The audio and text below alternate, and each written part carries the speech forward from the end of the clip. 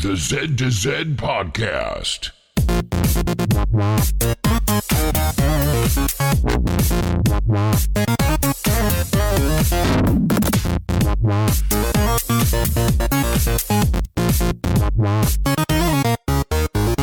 Good morning, good evening, or good day, and welcome to the Z to Z Podcast, the home for Xbox achievement hunters and Gamerscore junkies. I'm your host, Brandon Freeman. Thank you so much for listening.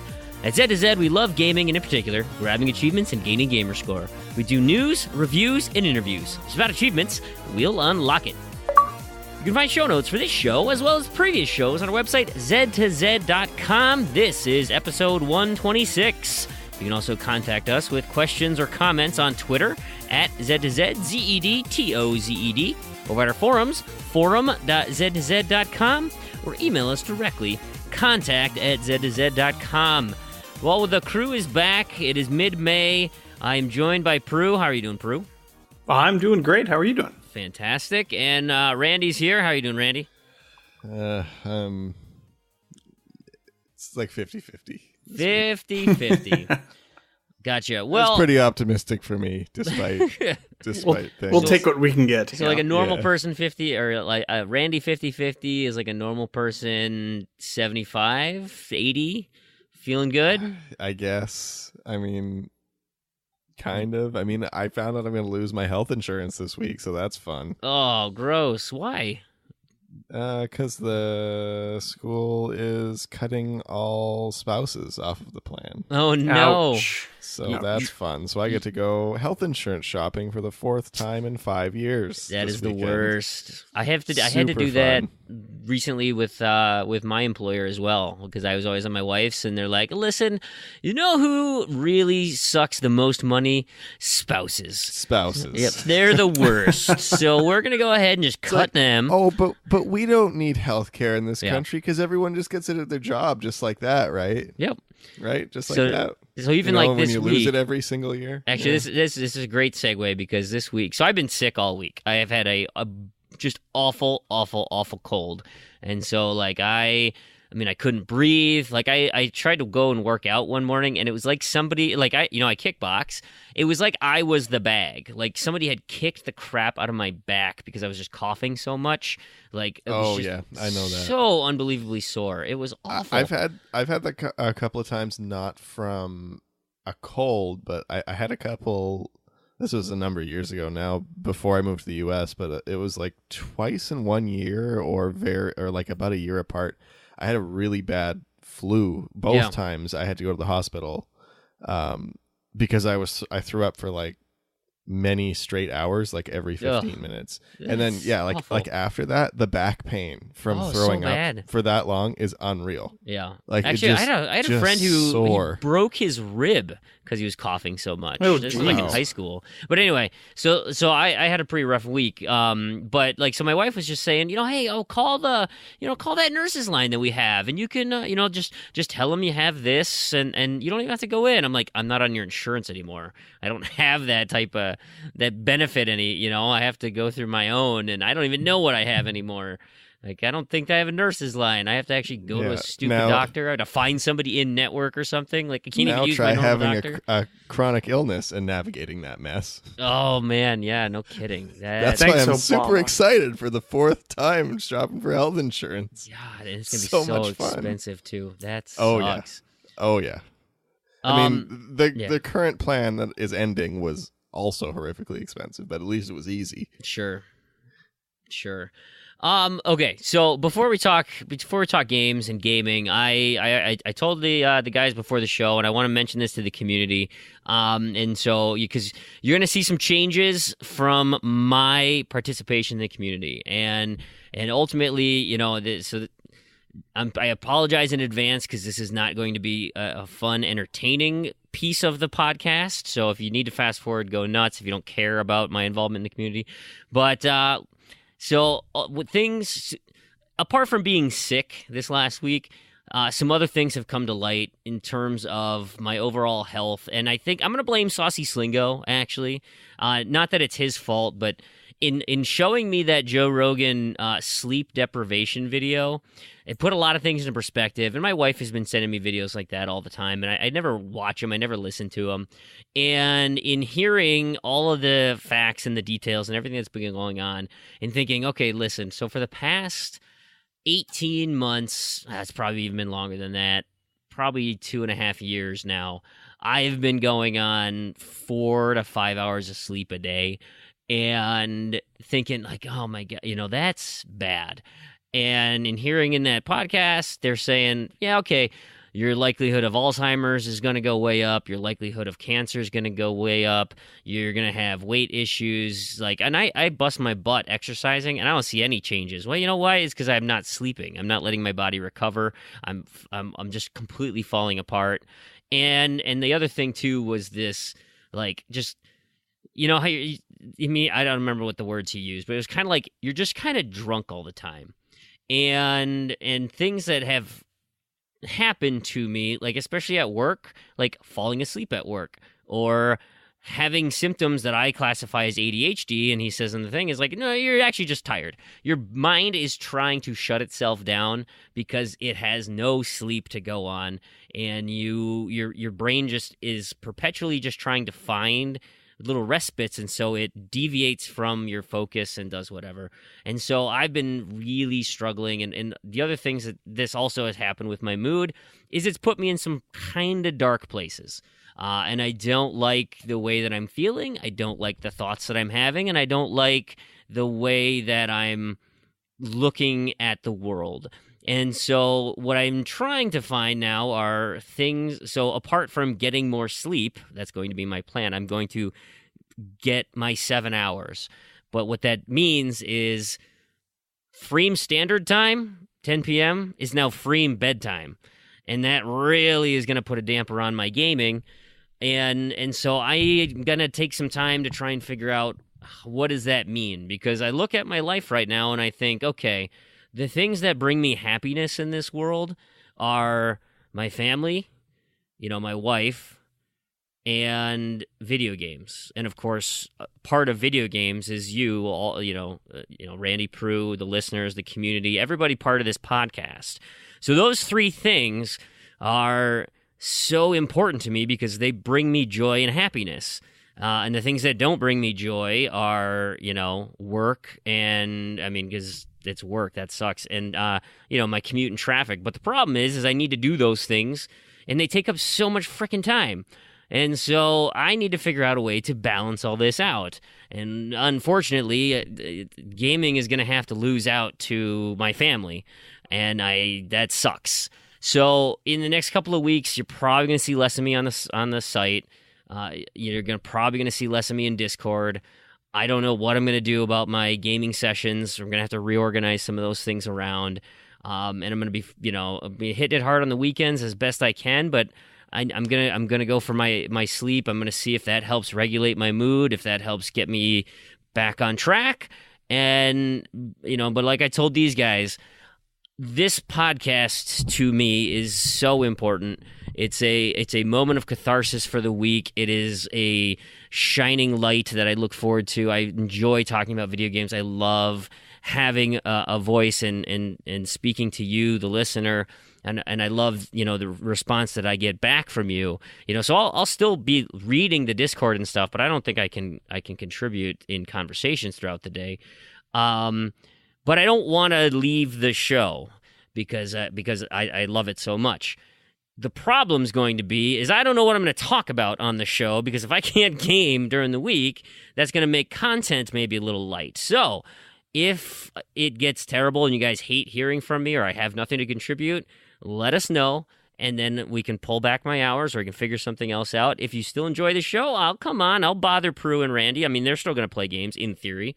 I'll have some weekend gaming. Maybe I'll go a little deeper in some games, but you'll just have to let me know how things have been going and what we feel. And so hopefully you won't notice any real changes except for obviously the Discord stuff. So I want to again thank everybody. I've already been talking to some people and the support and things. It's fantastic. You guys are great, right? I mean, as it stands now, this community is some of my best friends right now, and so the relationships that we've developed are more important than many of the other casual relationships I have in real life. That's just how it is. We have a common interest. We share so much time together and things, and so I don't want any of that to change, but I need to reevaluate how that's going to work in my life.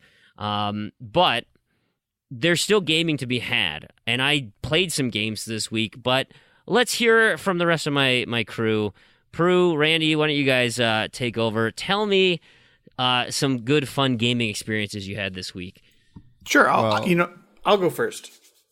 I'm taking All over. right, you can take it. I'm taking it back. I'm taking them all back. Yep. First off, even know I that Wish my reference, little hold ray on. of sunshine that You- I was going You to can- shine on everybody. just hold on to I it. Just know, for it's fine. It's just- just, Proulx, that reference, taking them all back. Are you even old enough to know that? I don't know what specifically you're referring to. No, Okay. I may know what it Randy, is too. if you told me. But Our I don't. listeners do, for sure, and so everybody flame Proulx for not knowing that line. All right, I feel better. I feel better already. Fream, I was just going to tell you that we here on the podcast had your back, and in the community, we all, we all support you, no matter what you decide. Burn Now it I'm to not the gonna tell you that. ground. now Burn it I to- think it's time. We're just going to say, yeah, Fream, you're lame. Bye. You're out. We Get out of don't here. play games. Get out of here. Get out of here. Filthy casual. God. No, but seriously, obviously this whole shebang wouldn't be without you. So, it's and you've been doing it for a long time. So if you need to reevaluate, where you are in that whole situation, of course we're going to support you in that endeavor, and we wish you all the best. And anything you need from us, obviously feel free to ask. So Maybe you know what I should do pull a Kingsman, and I should just quit life and go back to school and be a game developer. Right? there you go. Well, I mean, it may be a little tougher. Being as an elder statesman as myself. Yes, a little more established in your field with mouths to feed and all that. But Yeah, I make a lot of money. I don't know. I don't know how that's going to play out if I A, lose my job, or B, quit my job. So I gotta make sure I keep that, even though it makes me miserable. yeah, trust me, and I'm sure you know, and as you're well aware, students do not make a lot of money. Nope. In fact, quite the opposite. They don't make any money. Yes. You have to pay. They actually pay You, in. you to come out be with in that crippling career. debt and Yes. a fear of any sort of. I mean, I watch a lot of TV, and I think probably the most lucrative thing on there is crime. Like, I need to start a life of crime. Like, You that's- could. Wow. So, hey, listen, you guys play a lot of GTA 5, and you're good at heists. Oh, we're good at Let's, I mean, come on now. We can figure this thing out. heists. We just need a fourth. Yeah, We're that's set. right. I'm the driver. I'm the pilot. I'm the good shooter guy. Pew pew pew, and then Right. you guys just follow me. Randy, if you drove in real life like you drove in GTA, no one would survive. we'd all We be would dead. all I feel be like dead. I really do, like, half the time feel like I drive like that in this area because people drive so bad. I have to, like, dodge them. Dodge everybody. But you don't drive on the side of mountains. You don't drive into rivers. It's true. You do stay on the road, so at least you can follow the basic rules of the road. That's the other thing that podcast mentioned is those things called micro sleeps, where like your brain kind of just shuts down for like a second. Like you're still awake and you're looking at things, but your brain shuts down real quick, so you can't make any decisions. And that happens to me probably 2 or 3 times a week, usually while I'm driving. And that's the other thing that really scares me is multiple times I've woken up driving, and that needs to stop. So before I hurt somebody else. And it's terrifying. It's I had to terrifying. get up real early for work once. This was like a long time ago. Yeah. But yeah, it was. Yeah, I almost ran a Did dude not- off the road. He did honked not like his that. horn at me, like, because I had semi-dozed off while driving into work, and I was like, and of course, then the horn in my heart's beating like crazy, and it's got all the adrenaline going, but it's like, yo, that was really close. Usually it's not that close. That was really close and super dangerous. I had a really close one this week. Not related to sleep. Not my fault at all. Some guy blew a right turn lane and went straight and didn't look, and jeez. almost destroyed my car. Jeez, that'd be awful. and then stopped in the middle of the road right after. I don't know what was going on. Probably gave you the finger, too. It's a scary... I hope he didn't, because it was his fault. Yeah. Well, it doesn't matter. He's still going to get you. Okay, so... All right, yeah, Randy, or Proulx, you play some games? I did. In fact, you mentioned GTA, and I guess maybe I should go in reverse order this week. I don't know, because I was doing some level grinding in GTA just before the show with Randy, and I finally got to the prerequisite level so we can start doing our flawless runs, or whatever they're called. Yeah, our criminal mastermind runs on GTA. So that was my most recent gaming. But honestly, I have done a tremendous amount. Like, this is probably one of my better weeks of all time. Is in terms of gaming, in terms of Gamerscore, in terms of however you want to measure it. I played an insane amount of games this week. So it's been kind of fun and kind of interesting. I played start to finish 3 separate games. I played Inksplosion, which was the big game that came out this week. The big game, I say. But the easy game that you can get done in about 20, 25 minutes for $5. Brand new game. It's a half-decent twin-stick shooter. I liked it. I wish there was a little more to it, but it was $5, and you get the 1,000 real quick. So check it out if you need some points fast. I also played Don't Knock Twice, which was not good. Ooh, I played that too. Yeah, rough. But like in VR, like, can you see how as a VR experience that would be at least kind of scary? Not really. It's almost entirely based on jump scares, though. Yeah. Which is the easiest, cheapest scare. And they're not even really like that good of jump scares. Like, I don't even think in VR that would be that. Well, it's intense. like there's like 3 of them. I think the intensity is like just hearing stuff behind you, like the most of it's just like wandering. Like, it's not even like scary. It's like, okay, well, I saw a spooky room. There's a beach ball. Okay, whatever. Like, it's there. Who cares? And that's why I think it would be scary, is because like you'd hear stuff behind you, but like when you're just playing on a screen and like you hear something behind you, you're like, well, the kitchen's behind me, so I'm not gonna. What's gonna get me in the kitchen? You know, you can just dissociate yourself from that. I don't know. I haven't been in VR. You've been in VR, Randy, so I don't know, maybe. I know, but I didn't play that kind of game with that kind of movement, but I don't know. Because, like, the game I played kind of had a whole different, like, graphic style, too. Yeah. And it was very vivid. Like, it's very intense. But I just don't. I don't know. No, I don't know. Play like when I play Xbox, I play with like a surround sound headset on, so I feel like some of that hearing around you effect is still there, but a little bit. Yeah, I don't know. I guess it's hard to say. I don't think Don't Knock Twice. I mean, it might be okay in VR. It's bad as a controller game. I mean, bad it was as a also controller game. It was also a movie game, so I mean, like, there's that too. Like, that's based on a movie? I'm pretty sure. Well, Did I know not come out in North America. The movie. I was gonna say, I know there is a movie about it. I'm not sure how closely tied to that game it is. Oh, I had no idea. But the game was made as promotional material for the movie. I think. Was it? Okay. Yeah, I'm pretty. I'll sure take your word for it. That's what it was. Yeah. I had no idea. Okay, interesting. All right, not good. So the third game that I started and completed this week was The Station, and you know what? I have to tell you, this is by far my favorite walking sim I've ever played. Oh, yeah? By far. I loved this game. I mean, it was a 2-hour experience, 2.5-hour experience or so. And it may have something to do with the fact of me being a massive sci-fi / Star Trek fan. But I thought this game was great. I really, really liked it. I liked the atmosphere. I liked the actual space station that you spend your time on. Without getting into what are the mechanics? It's just a walking sim? It's literally just a walking sim with some puzzles in between. Yeah. And did you use a guide? I did use a guide. Are there missables? Yes, because you have to get all the collectibles, and you could miss them.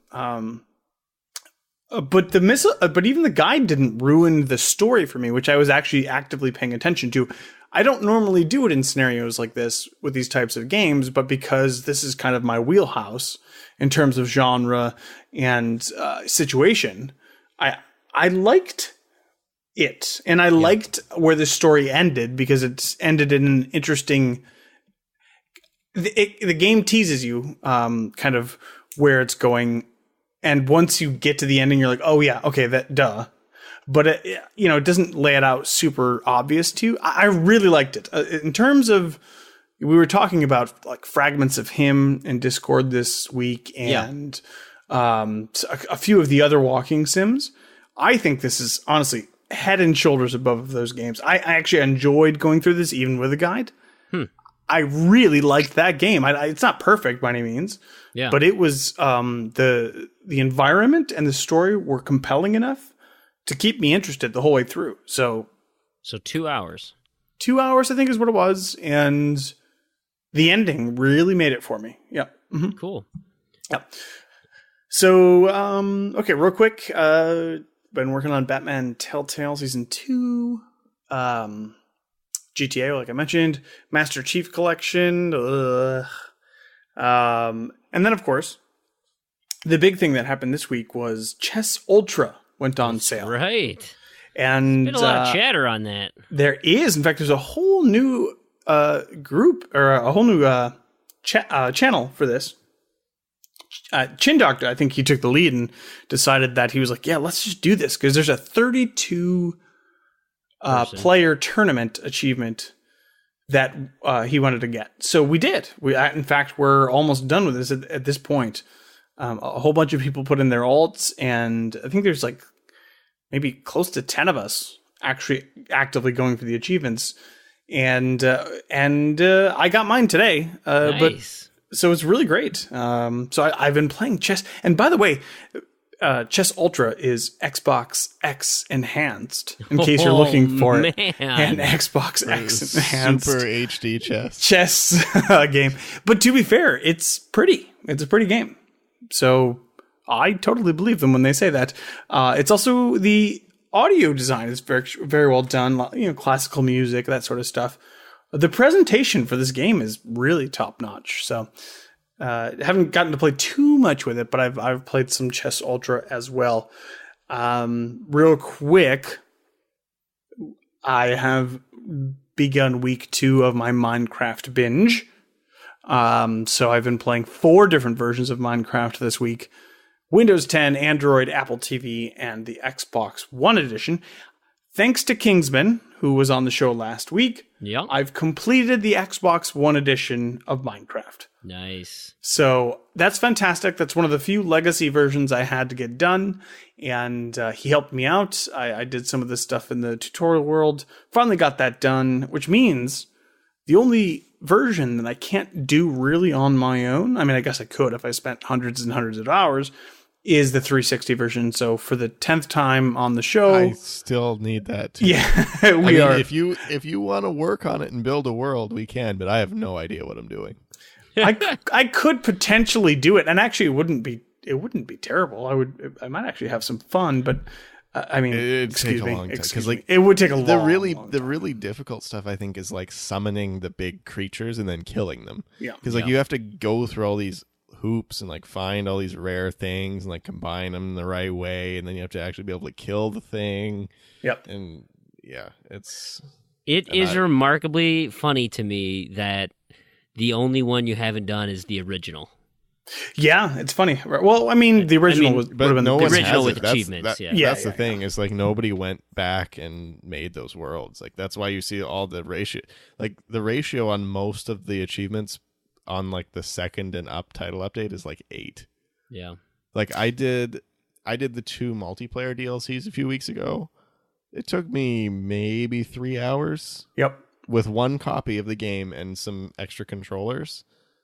And I think I got like 2,000 TA or something. It's amazing. It is insane. It is a gold mine. This brings up to the fact that I'm going to get 1 or 2 more stacks done, and I'm going to do a little segment here on the show, and I'm going to cover basically what can you do with Minecraft, how can you do it, and what's the easiest path, because I've been playing all these stacks now, and I'm very familiar with the situation. This is the kind of information I think people would like to hear about. I'm going to go through the different versions. I'm going to talk about the easiest way to get these achievements, because it is tremendously simple to do most of this stuff. And you are going to get not only an amazing amount of Gamerscore, but for something like G-Task, you're going to get a tremendous amount of TA as well. Like an obscene amount of TA for literally doing nothing. All the work has already been done for you.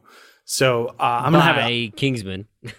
Well, Kingsman on the one version, the Xbox One version. Because you have the other worlds. It's a legacy version. The other ones you just download the world. Yep, it's load so them up. Or like host it on a computer or whatever. Easy. Yeah. So I'm gonna.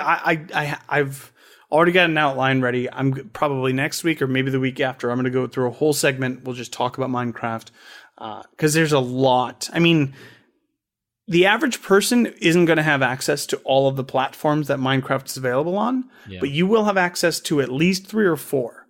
And if you don't mind spending a little bit of money, it's not expensive by any means. You can get, 7,000 Gamerscore for 15,000 TA in maybe 10 hours or something like that. Yeah. So, look for that coming up in the future. I have a segment planned for that, but. Other than that, that was all the games I've played. There was 2 things I wanted to mention as one of the week, and then I'll stop talking because I've been talking a lot. You guys know how sometimes you're playing these games and you have this one day of just the planets align and you have this amazing milestone convergence, right? Yes. So one day I completed a game, and I can't remember specifically what game it was. It was probably Don't Knock Twice, or maybe The Station. And that was my 245th game completed.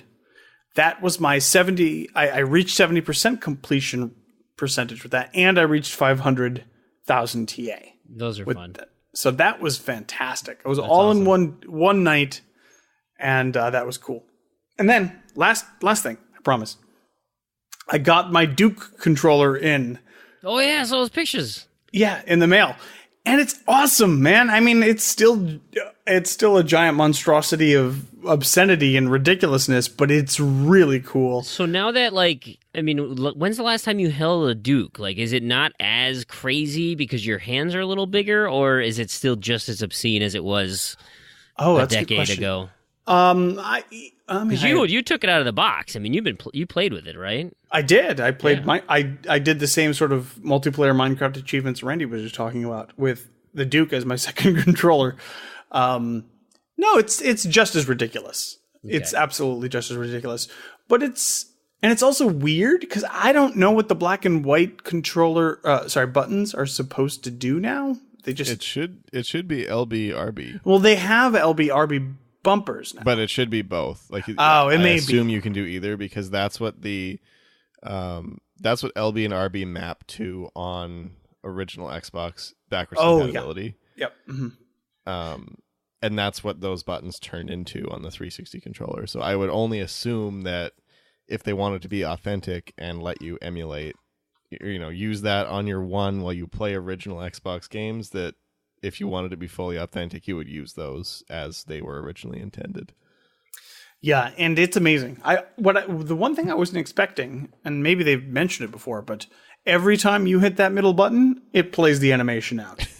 So if you're checking an achievement that just popped, it's still going to play the animation. It seems a little excessive. It is excessive, but it's the Duke is not for the average player. I don't think so. Everything about that controller is excessive. So, so that was fantastic to get that in. It's solid build quality. Again, I don't think it's going to be anybody's main driver, and I don't think it's meant to be. But for a little piece of nostalgia, it was worth it. It brings me a lot of joy to have that controller, and I will definitely put it on display. See, I was actually really disappointed with the box. I don't like the look of the box. I didn't even pay attention to it, honestly. But I can see that. It's very third party to me. Yeah, and I was really disappointed by that because I was hoping they would put it in a cool box or something because I would like to keep it in the box because I'm never actually going to use it. But when I eventually get around to getting one, but I don't know. Yeah. Anyway. Well, Randy, what have you been up to this last week here? funny transition is I've actually been playing a game that was, I believe the physics for it were written by the creator of the Duke, actually. Seamus Blackley. Yeah. But before we continue, I'm going to have to apologize to the editor this week. I'm going to be dropping a lot of F-bombs because I've been playing games for fun. The F word. Oh, man. The F word that we don't say on this show. So sorry, Proulx. It's going to be some extra editing this week, editing all those obscenities out. All right, get them out. So yeah, the game I'm talking about is System Shock. Finally. Oh, yeah? I got around to... So I said last show I was on that it has not aged well. I retract that statement. Really? It has aged very well. Turns out the first 2 levels are really slow, and it's really hard. Like, the initial learning curve is high. Like, it's kind of hard to figure out like what you're doing and like where you're going and like how things work. But after about the second level, you kind of start to get a feel for things and you kind of get used to the kind of wonky controls. And then like the story really starts ramping up really quick. Yeah. And then it's like you're hooked. Like at the 3rd level, I was fully hooked. Like about halfway through level 2, I was like, okay, I'm in. Like, this is awesome. Like, it's awesome. It's a fantastic game. I haven't enjoyed a game as much as I enjoyed System Shock in like since BioShock. Yeah. Like, that's interesting. It's like that level. It's like those are the games that people don't make anymore. Games like that. And I understand why it has such a following from over the years. Because it really is like the world building they did with such limited resources is incredible. Mm-hmm. And a funny thing too, talking about the physics, is the source code for the game was released about 3 weeks ago. Oh, really? Yeah, and I'm in a Discord chat. So this was a source code. It's messy. I don't know why it's messy. I don't know if it was like incomplete or just nobody really knows how it was compiled or what happened along the way. But so it was released just as is, and it was for the Mac version of the game, which at that time was on the weird wonky Mac file format that wasn't compatible with anything. Yeah. So you have to run it from you have to access it through an emulator, get it translated to run on Windows. Jeez. And then get it. So in another Discord I'm in, there's a group of people working on it, and it's just like, it's like black magic what they're doing. I do not understand anything that they're typing. They're like writing physics and all this stuff. It's crazy. And like posting like updates of like what's what's loading when they make this change. It's really, really incredible. But I guess like the physics are just like super complicated because it's all in their own engine. So they just like wrote like this whole like physics thing. Like, this is how the physics works. It's not like now where it's just like, oh, it's all built in. I mean, I assume it's all built in because this doesn't seem to be an issue, right? In newer games, but it's super interesting. So I've been kind of following that. But yeah, System Shock is really awesome. I really am enjoying it, and I think I'm going to enjoy my Shock successor playlist. So I'll call it. Oh, that I have planned. But yeah, the look up and down is a little weird, but the mouse look fixes that. So I was gonna say, can you like respec that or yeah? So the version, it's the enhanced edition, which is the version that was released when the rights came out of limbo, has, I assume it was a mod before this, but now it's built into it, which is toggled mouse look, because it's a first person shooter, but it's also kind of like a point and click. Yeah, which is a weird combination, but it works. So you toggle the mouse look with E on the keyboard. So like you hit E and then you have mouse look, and then you hit E again and it releases the pointer so you can like interact with stuff. So it's kind of weird, but it's much better than dragging up and down. Sure. I really don't understand how people play the game. But the thing about that game though is it came out in 1996.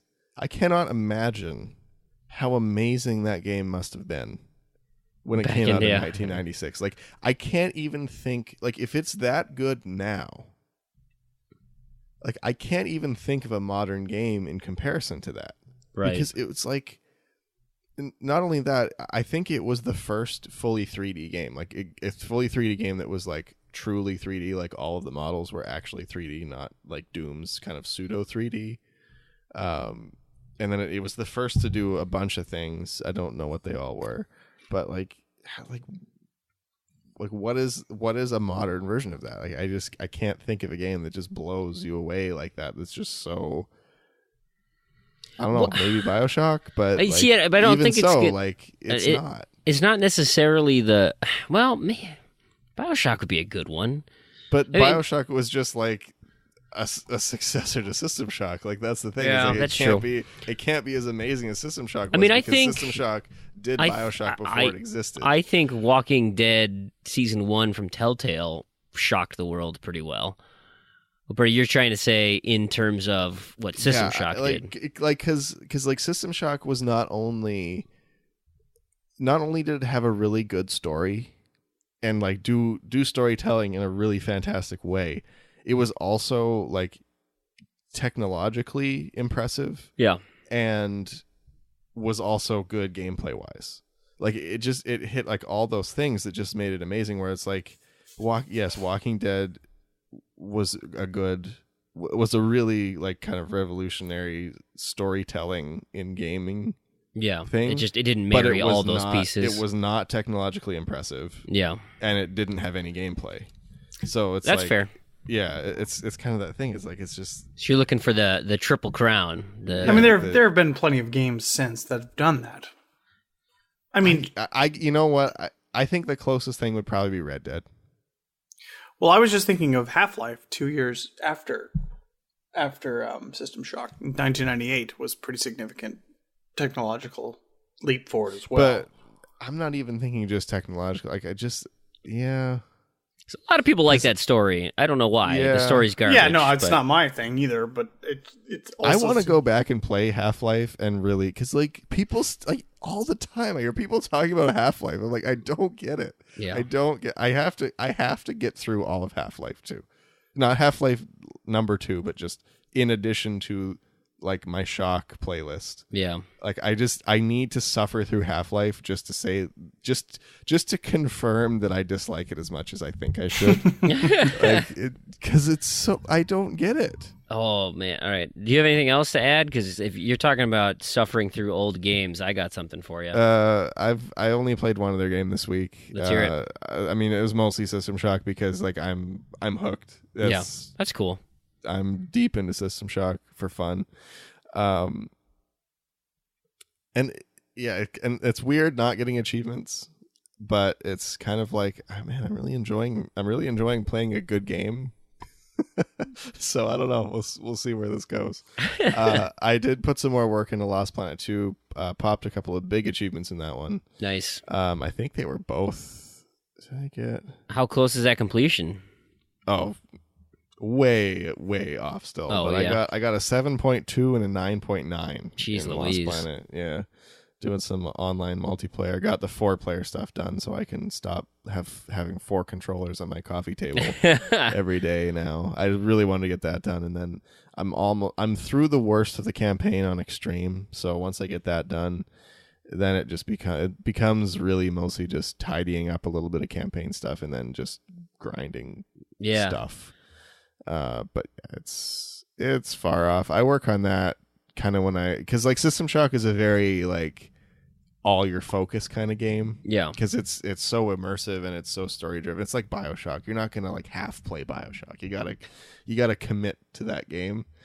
Where like Lost Planet 2 is if I'm, kind of half paying attention to something else, I'll just, grind out some stuff here and there. I went ahead and did some 4-controller action. But mine was a lot shorter because I just played Clash. That was delisted, wasn't it? Anyway, it was on my random think to-do so. list. Yeah, and that's so, a real easy one though. Yeah, super simple. It's like but, 15-minute completion or something. Yeah, but like Yeah. doing 4 controllers is just dumb, and I It's should have annoying. read the instructions because it took me forever to figure out how to kill somebody, and I'm like jumping around. I'm like, how do I like land on them? What is going on here? I didn't bother looking at the splash screen, but I got that completion this week and ticked off a random to-do list item. And then you were talking about garbage old games or games you struggled through. Not that System Shock was, but. I mean, it was at first. I thought it was going to be slow going. Yeah. Like the first 2 levels were rough, but anybody out there that likes System Shock or like cyberpunk sci-fi, play it. So Suffer through those first 2 levels, and you will not regret it. I played part of the 8-Bit Adventure Anthology. So the 8-Bit Adventure Anthology game has three games compiled into it, and the random to-do list achievement I needed was in the game Deja Vu, which is it is a strip club in Minneapolis, but apparently it's also a detective crime drama point-and-click semi. Oh, is that one of those NES point and clicks that's really terrible? Yes, it is so awful. And so you've got your you got your single screen. It's almost like you're looking at like an old. I don't even know, like an old computer. And so like in the top left corner is the actual, like, this is what you see in the picture. And then the right side of the top is your inventory. And then you've got your list of commands below, right? Like traditional text-based adventure games. But so not using a mouse, it's like you got to use the analog stick or the D-pad. Like the D-pad works when you're in the menu, but it's so slow getting anywhere. And the game, so there are 6 achievements associated with each game. And so it's like, I'm just going to finish this little portion here. I'll finish the Deja Vu portion. Use the guide 100%. There's no way. Like, I remember back in the day when I had my old 486, desktop computer, like, and I would play these types of adventure games and just, have a buddy over or a couple friends over, and we'd struggle through the puzzles and trying to, like, all right, what do we have in our inventory? What can you possibly use on anything? Type use this on bush. Use, and just try all these random things and hope for the best. Total try and error. And then, of course, there's hotlines you could call and be like, Sierra Helpline, can you get me through this puzzle in King's Quest? 1-900 hotlines. That's sure. right. Oh yeah, 1-900 those for early sure. days microtransactions. Yep. Yeah, the first microtransaction. And so like, man, gaming has come so far because this is just garbage. I just looked at this and I'm like, there's no way I would want to even spend the time to figure this thing out. This is garbage. The 6 achievements are for dying 6 different ways. And the TA walkthrough is superb and just laying it out there. I don't even know how the story ends. I don't even care how the story ends. I immediately got that last one and I was like, oh, so this actually doesn't complete the story here. I'm just dead because for some reason. It's so nonsensical. Your guy has amnesia. He's wandering around. I didn't even know what I was doing. Like, I would just see people and like type this or try to take this. Oh, you died. Okay, achievement, great. It's dumb, super dumb. I'm not looking forward to the other 2 games in that collection, but they're there. I also had a random to-do list in Agents of Mayhem. I needed to do the secrets within secrets, and so it took me a little bit. I got to go to a lair and try and find secret rooms, but I ended up finding out on my second secret lair, and so that wasn't too long. Played a little Deadlight, and last 2 things I want to mention, 3 things. I went and played some Battleborn by myself on Tuesday night. I had one achievement for completing all the lore challenges for Isaac, and so at this point, like in the boost, I mean, there's things that we're doing together on Wednesday nights where, you, as a group, that's helpful to work together, but a lot of the stuff I have left is just, I got to start playing the single-player stuff. Or setting up private story missions where I can get kills, I can do that kind of thing, and so it's like, do I just wait for a random to-do list to tell me which character to complete? I'm a little nervous about that because by the time that's done, there's no way the servers are going to stay open that long, and I'm not sure how much warning we're going to get whenever Battleborn decides to hang them up. Hey, we need the room for Borderlands 3, so I don't know. I've been playing. My son keeps wanting to play Sea of Thieves, which is great. Like, that's probably like I mentioned on the previous show, that's probably the last really great chance for me to be playing Sea of Thieves consistently is to get into a group and play with him. And so the way I've been doing it is I've been on my downstairs Xbox and he's been upstairs. And I finally noticed now why I'm so happy to have an Xbox One X. So I set up and someone can write in and tell me if there's a better way to do this, because it's not. This is the easiest way I figured it out to do. Is I set my Xbox One X as my home console, and my other original launch one is down in the basement, and that would be my guest one. And so I have to sign into that one with my gamer tag and let my son use the One X upstairs, so that we can both play on the same, essentially game share with myself, so that we can both play the game. And we get in the party together, it's a little 2-man sloop, and I hit the go screen, and we're waiting on the loads, and he's like, all right, are you in yet? I'm like, no, still on the load screen. Okay, yeah, me too. Okay. Oh, okay, here, I'm in, let's go. And I'm going to go, where should I go? All right, we'll go to the boat. And I'm like, it's literally like another 90 seconds for my original Xbox One to load into the game. As I'm listening to him doing stuff, and I'm not in the game yet. So I'm like, okay, that's fine, right? He doesn't know how to steal the boat anyway. He can't leave without me. Whatever, he's just messing around. So then we get on the boat and cruising around, and here's the other thing I saw. So he cannot drive. He just wanders around the boat and looks in his telescope, and I'm like, hey, keep an eye out for other pirates, and let's see if we can't figure out this quest and whatnot. And so I pull out the old telescope, and I'm looking at islands and stuff, and I'm pretty sure I'm looking through a potato, because like the draw distance is so bad. And so the islands right on that cusp, right on that transition, are so polygonal and just trash. Like they're bad. They're really bad. You may not be aware of this, Fream, but you actually, it's a microtransaction thing. You start out with a potato scope, and then you can pay in order to upgrade to something more like a telescope. So like, and so that's where I'm really seeing like the graphical things. Like, so when you're close and you're just cruising, I'm like, oh yeah, water physics, everything looks great. It can't load far enough away, so your horizon is so much closer.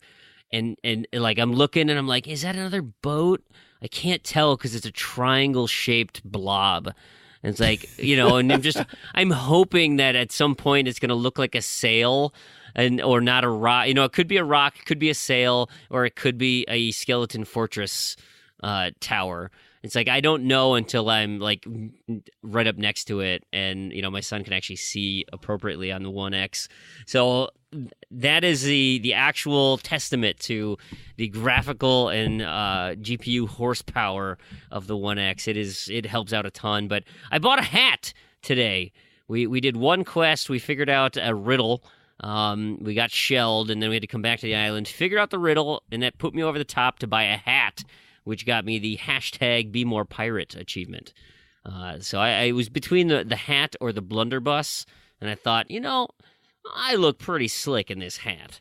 So I went ahead and bought that. And then the final thing that I want to talk about, just briefly, because I'm sure we'll get to it down the road, is I did my first stream on Sunday night for Bard's Gold. I played 2 hours on Sunday night, so if you didn't catch me on Mixer, mixer.com/Freamhole, you can always catch us on YouTube. I uploaded that video yesterday or earlier this week, youtube.com/Z2Z. We have a separate playlist for the Game of the Month games. You can watch my part 1 of it. I have no patience, it turns out. I am exceptionally quick to move, trigger. I can't wait for critters. And then, it took me a while to realize that it's one hit kill, and it's like, oh boy, yeah, that's, I gotta probably slow down. No, slowing down's for chumps, forget that. And I think Elle mentioned too, he was watching the video, and he said it took him about the same amount of time, and I want to say it was like 10 minutes maybe, to learn that you could double jump. That was a surprise. Okay. I was like, man, how do you even reach that ledge up there? I probably don't need to. And then all of a sudden I was like, oh, yeah, you can double jump. Look at that. That's novel. Those I like the Tower of Patience things. They're frustrating, but those are kind of fun. Really get the platforming down. You don't have to worry about bad guys killing you, but those little purple blobs that push you around, those are kind of obnoxious. They're annoying, aren't they? Yeah. But it's fun. They don't have to worry about killing stuff. Yeah. Because that's always what gets in, I guess the traps too. There's still some traps, but nothing crazy. Those pressure plates are pretty much what get me every time. I always I think I can jump it. I don't know. So I played through. I got 19 of the 27 achievements in my 2 hours. I finished World 2. And that's where I stopped it. Right when I beat the boss of World 2, it was just after midnight, and I said, okay, that's a good stopping point. And so hopefully, I understand now when I play the game again to okay, let's just take it easy here. You've got your triple blades, you've got your bubble shield, you've got your other shield to respawn with all your stuff. You're decked out right now. Don't get hit, because that's the key, right? You keep the speed, you keep all that stuff. It's fun. It's fun. I'm enjoying myself. It's not Rogue Legacy. I mentioned that on the stream. Rogue Legacy is a much better version of this game, more whimsical. It's funny. I like it. But I like these style of games. They're cool. So 19 to 27. Hoping for the completion. We'll see what happens with that. That is the current Z2Z Game of the Month. News. We got some things going on. Semi-community. It's the TA community. If you guys haven't seen, TA Viral Month is back. Planting helped head this thing up. He's done this a few different years, but it is the Viral Month at TA. And so if you're looking to get those viral achievements, there's tons of boosting sessions and stuff going up. If you guys even could help out and host some sessions, that would be amazing. Not that we expect you to, but this is this is one of those things where and these achievements, they don't really exist anymore. What is the can you think of what the most recent viral achievement has been? I believe there is one in Gears 4. Is there? Okay. I think. I could be mistaken about that, but I'm pretty sure that there's one just like that in Gears 4. Gotcha. Yeah, but they're pretty slim pickings now, and so these are those types of achievements that now might be the time to go get them, because next time the viral event runs around, who knows how many will be left with after server closures and things like that. A lot of that stuff, it's so old, it works on peer-to-peer, so, maybe there's hope for you yet, but I don't know if I'd risk it. Here's a great opportunity to get in with the TA. And you know what? You can tell them about the Z2Z podcast and bring in some new blood in here, too, if you are so inclined. Randy, when you earlier said that you're apologizing to the editor because you're going to say the F word a whole bunch, I thought it was because of this thing you put in Trello here. No. So this is not the F word you're talking about. I've been playing games for fun. That's okay. Why. We can't say that word on this podcast. It's banned. I'm confused. Yeah, so I have what's the other little mini rant today. Xbox updates take forever. They never seem to do anything good ever. And so this one, I boot up my Xbox today, the first time after the update.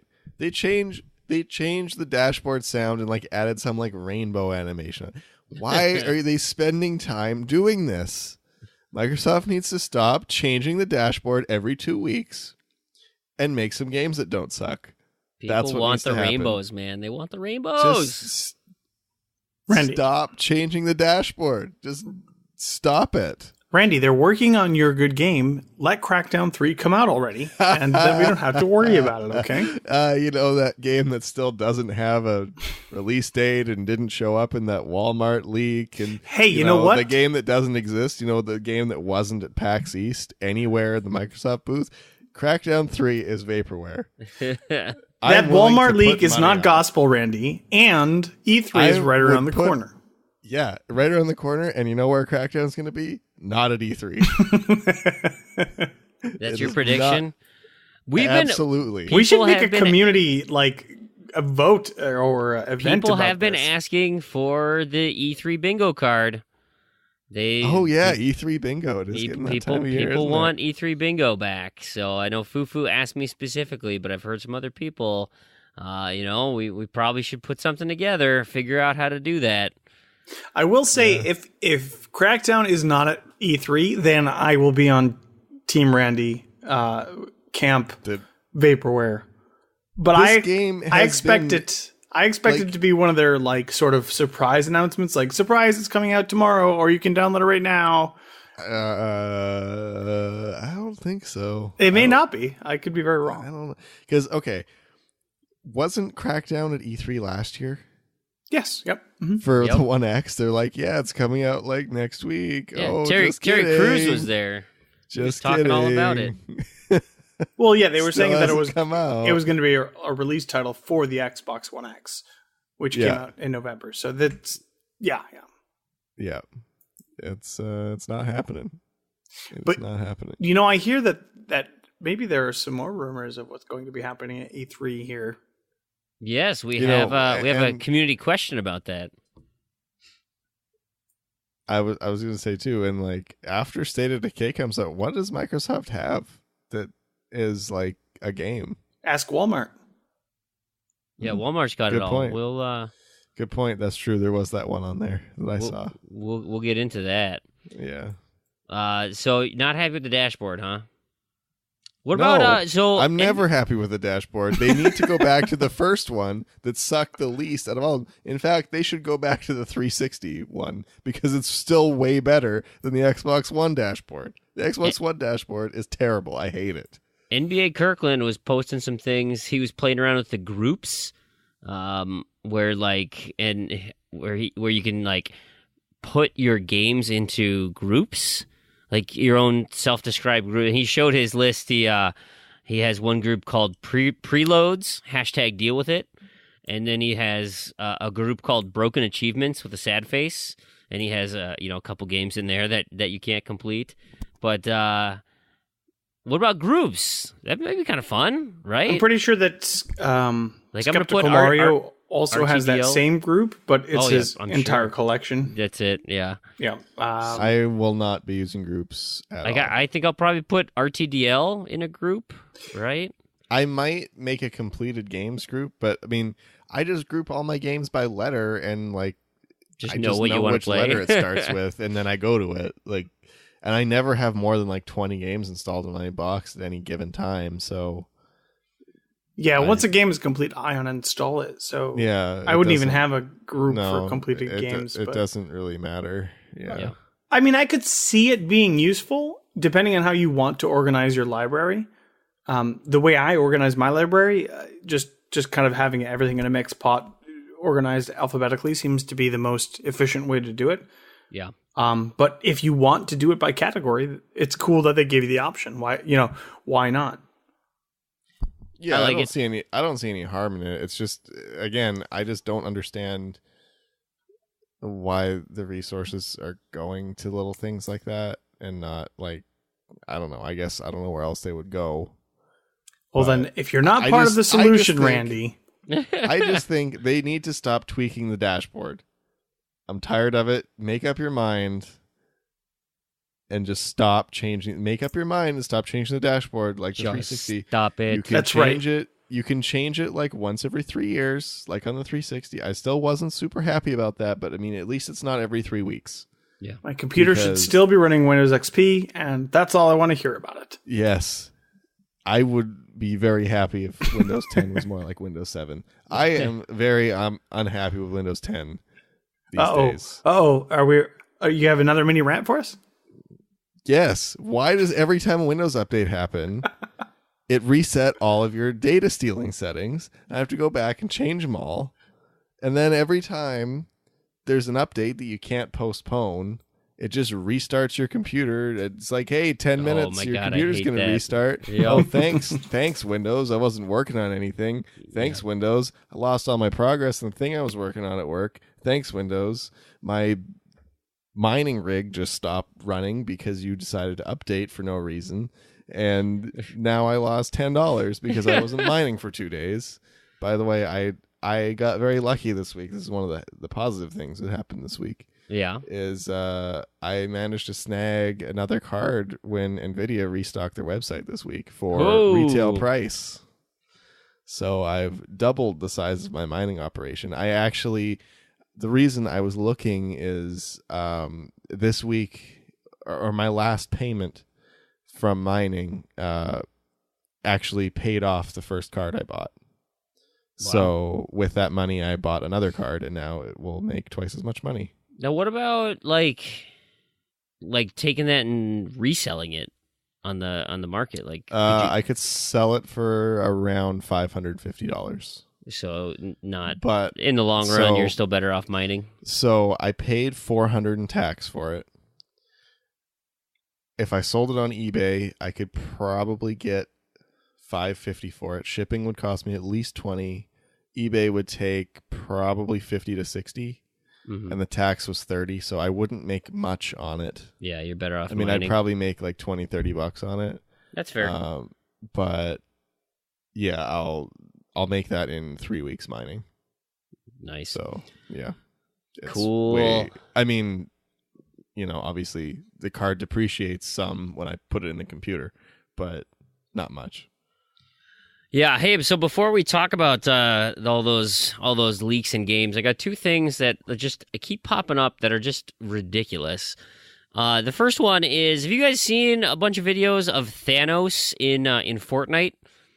I haven't seen the videos, but my coworker was telling me about how it works. It sounds like a fun game mode. It is a hilarious game mode, and everyone just posts a video of Thanos finally getting to the Infinity Gauntlets and just vaporizing everybody. Like, it just absolutely wrecking house. It seems, it's one of those, like, once you get it, it's just like in the movie. Like, it's over. We'll see ya. You're done. Like, it sounds like a kind of a take on, like, the Juggernaut. Yes, it is exactly. Yeah, exactly. But in a really interesting way, where it's like, because I guess the people fighting Thanos are still free for all, right? Like, they're still killing each other. Oh yeah. Well, and they can. You're also trying to kill Thanos. Yeah, you can also not. Yeah. So there's an item in the world that drops the Infinity Gauntlet, and whoever finds it becomes Thanos, and they have obviously increased, stamina, increased damage. They have special abilities that they can use, and then, but they're not invincible. They can be defeated, and especially when there's multiple people around, whoever kills them, well, when they die, they drop the gauntlet. Somebody else can pick it up and become Thanos at that point. So it is essentially, it's exactly what Juggernaut mode is. It's that sort of mode, but it's kind of being that mode on top of being in Fortnite, on top of the huge popularity of the Avengers right now. It's like it's like wave on top of wave on top of wave of so pop what's culture gonna relevance. Happen? I mean, if people like this mode, are they going to sub it out? Are they going to put a new skin on there? Are they going to find another movie tie like the Incredibles? I think this and that comes out in July. And cycle out your playlist for no reason, so you can't play SWAT anymore, because that's what Halo does. Yeah, I think this would be the start of. I think whoever is on the Fortnite PR team, like, this was a golden get for them. Oh my gosh, yes. Oh yeah. This is striking. I'm sure they will do other things. Like, in 3 months, the next hot thing will be whatever, and there will be a Fortnite mode with whatever. But it was the fact that this was their first big crossover, timed with the fact that this is the biggest movie of all time, timed with the fact that it's Fortnite is like the biggest game of all time. Yeah, so it's cool. It's super cool. It's the only thing that's even tempted me to jump into Fortnite. And most of my friends play Fortnite. Yeah. But it's so funny, like thinking a year ago when we were just like Fortnite, right? Yeah, trying to copy PUBG. How are you gonna ever topple PUBG? It's that amazing. wasn't even a year ago. That was like a couple of months ago. Half a year ago. Because I remember thinking that too, and it's like, man, Fortnite. I think the key is that it's free. I can't disagree with that. Yep. Because I was actually just talking to my coworker about this the other day too, because he plays Fortnite a bunch, and yeah, we're kind of just like, what, and it's like the 12-year-old audience. Like that's just like there's like 1 million people. It's like, oh, free game that doesn't suck, Fortnite. Yeah. Well, it's not only that it's free, honestly, because I know. I have a friend that plays PUBG pretty regularly, and he just recently played Fortnite. And I asked him, well, okay, what did you think about the difference? And he goes, well, Fortnite didn't play like ass on the Xbox. You know what I mean? Like it was, it didn't like stutter, and I didn't glitch out, and like, I mean, that's a low bar, but you have, whatever PUBG company is called, competing with Epic. Epic has been around. Like Epic is like, they've been making game engines like forever that are like top of the line game engines, plus games that are like, the engine is like built to run those games, and they just have a ton of experience and money and everything. Like, of course Fortnite is going to be better. Of course Fortnite is going to be able to accommodate that giant influx of people where PUBG couldn't keep up. Yeah. Like, I mean, it makes sense. Like with the number of people playing these games, I understand why, like kind of just looking at it now, why Fortnite has been able to be way more successful. Well, one of the things I've heard, it can handle the traffic, and like you said, it's not releasing as this buggy disaster that needs to be, just patched constantly just to kind of run.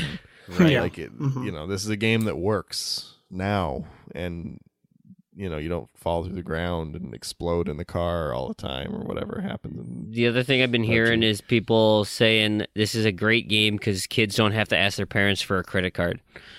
Like you said, it's free. So they can sneak play it on their phone. They can sneak play it on whatever. And mom and dad don't have to know they're playing a competitive multiplayer game. It is very what we would consider microtransaction heavy, but it does it in a decent and respectful way where it's not like... I would say it kind of falls in the same category as like League of Legends, where it's like, you can buy skins, but like you're kind of subsidizing the whole game. Yeah. Like, the thing about... And in that way, like I've never really had a problem with the way I'm not really happy about it, but I don't have as much of a problem with that kind of a model. No, not at all. And I agree. The thing about Fortnite that it seems to me is it's like the big thing is the battle pass, right? Like they have seasons. So what you'd want to do is have the battle pass for the season, which gives you basically extra login bonuses. So like when you log in, you get different missions. It gives you like twice as many missions, that sort of things.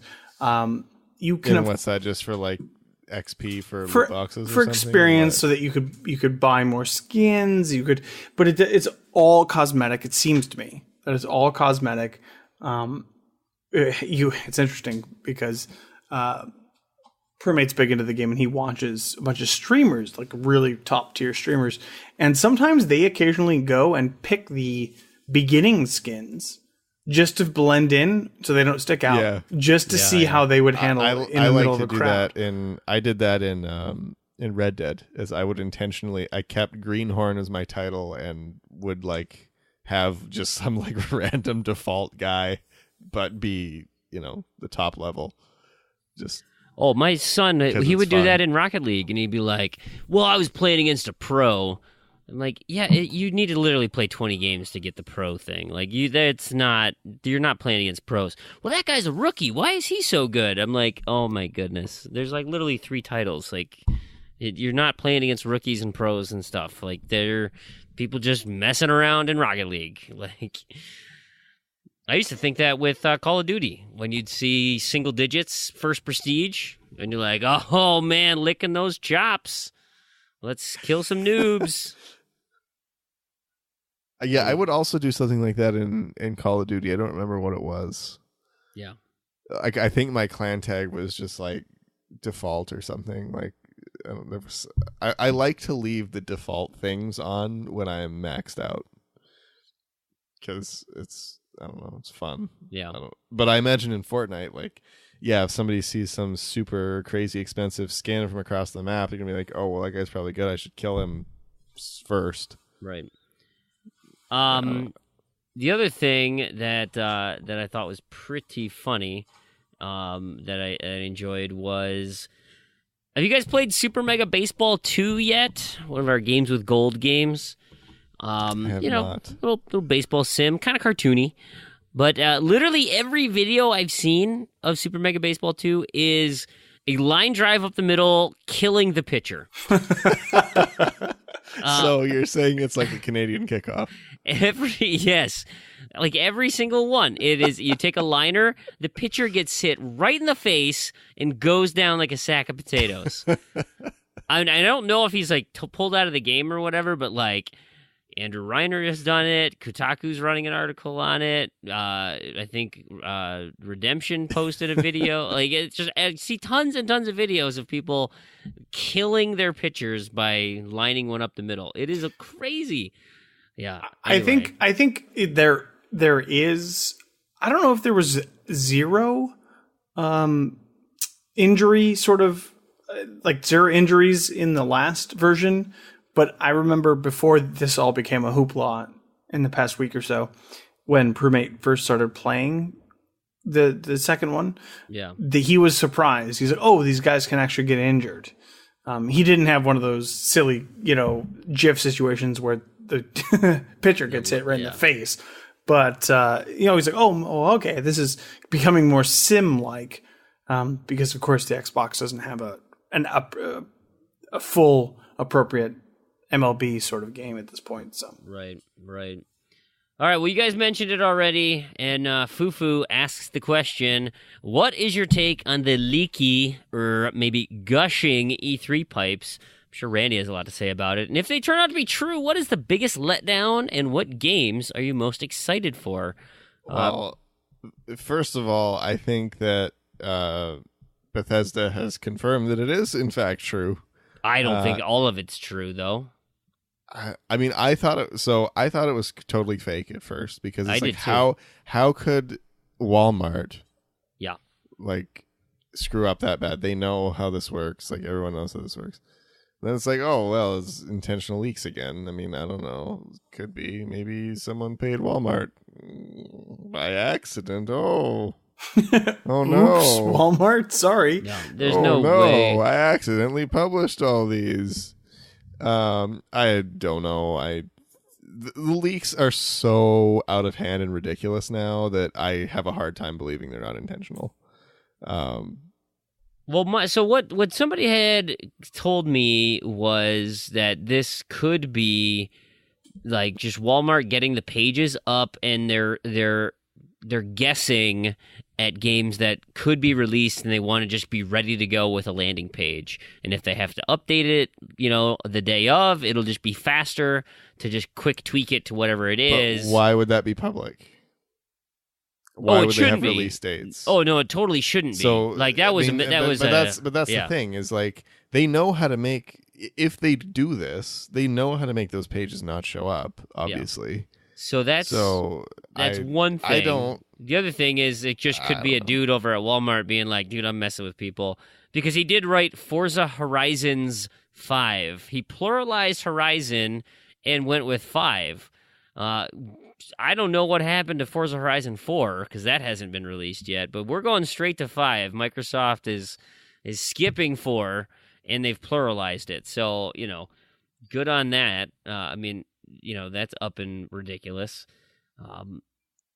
But I mean, I don't know. Like, it could still be fake, but at the same time, I don't know. I mean, the pipes get leaky this time of year. You know, the biggest part of this list is that there's no big surprises.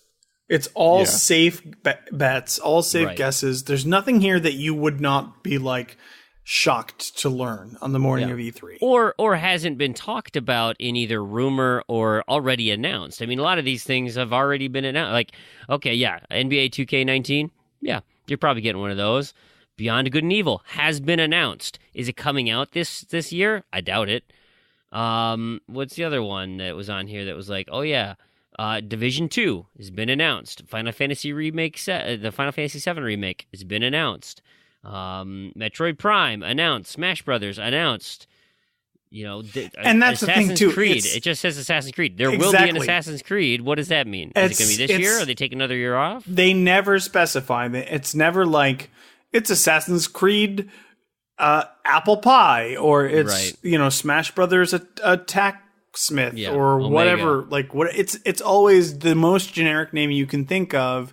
It's never anything specific. That's why I'm very skeptical of this leak. Super skeptical. I'm looking at this now too. Like even some of the prices. $66.96. Well, I don't. Also, Wheel of Fortune and Jeopardy available in May. That already came out. And it says Walmart exclusive. Yeah. That already came out. I don't know. This feels slippery to me. The one thing that I do feel bad about though is that I feel like it forced Bethesda's hand on Rage 2. Because I'm not sure they wanted to start doing their Twitter campaign. Maybe that was. Maybe this is just a thing. Because then, I don't know if you guys probably didn't pay attention on Twitter. So this Walmart... No, I saw Rage 2 stuff on Twitter. Well, did you see the initial one where they replied to Walmart?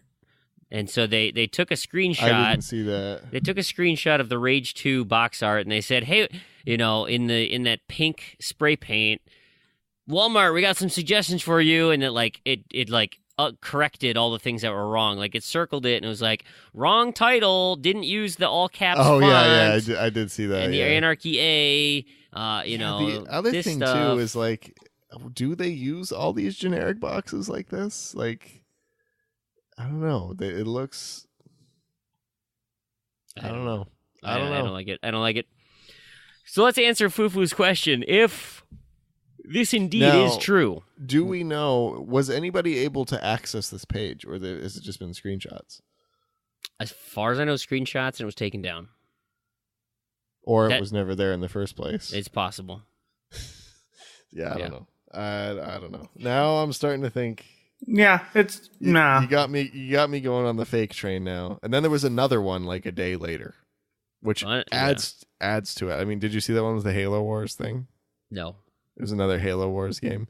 Like the next day it's like, another Walmart leak. It's like, well, I don't know. I mean, certainly a good percentage of these games are going to be announced. But that's just common sense at this point. Yeah, but you can also speculate that just like we're speculating that and make that.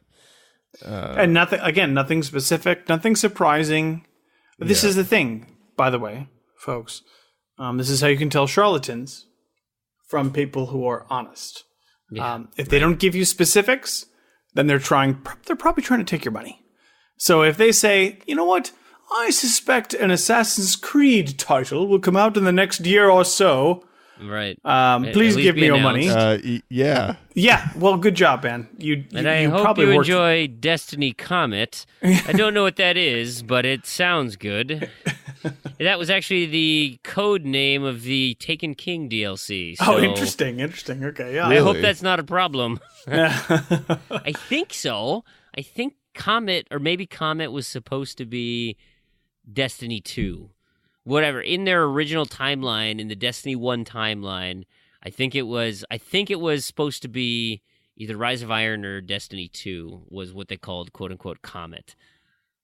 But now they're like, oh no, Comet didn't come out, so it's going to come out later. I mean, Saints Row did something similar where they had Enter the Dominatrix that was going to be a DLC that then became a full game that then became a DLC for the full game that was originally going to be a DLC. So of this who list knows? now, what are you most disappointed that's on here that you're just like, oh god, they're making another one of these, or like Assassin's Creed?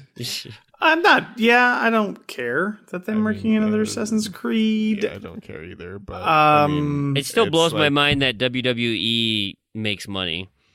I am surprised, both in the fact that it's on the list and in the reaction that fans have had, that anybody cares about Rage 2, because I didn't think anybody cared about Rage, but I could be wrong about that. I wish I still gave haven't that a played chance. it. I bought it Same. ages ago. I was super interested in it. I played about the first maybe 2 or 3 hours, and I was like, this is a doozy of a game I don't have time for.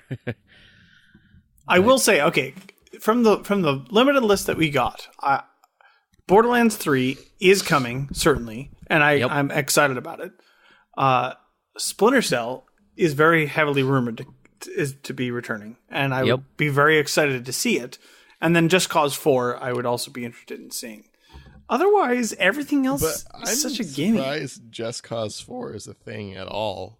Well, I mean, Just Cause 3 was did particularly well, did it? I think it was a pretty big success for them. I think it wasn't a ballpark smash out of the.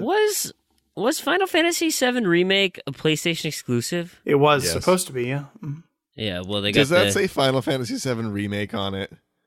Yeah, that's fake. Yeah, it's got the PlayStation box and it has the Xbox box. Okay, so they're both on there. The Xbox box is the second row, third one over. Nobody calls a game remake ever. Yeah, it's always a remaster.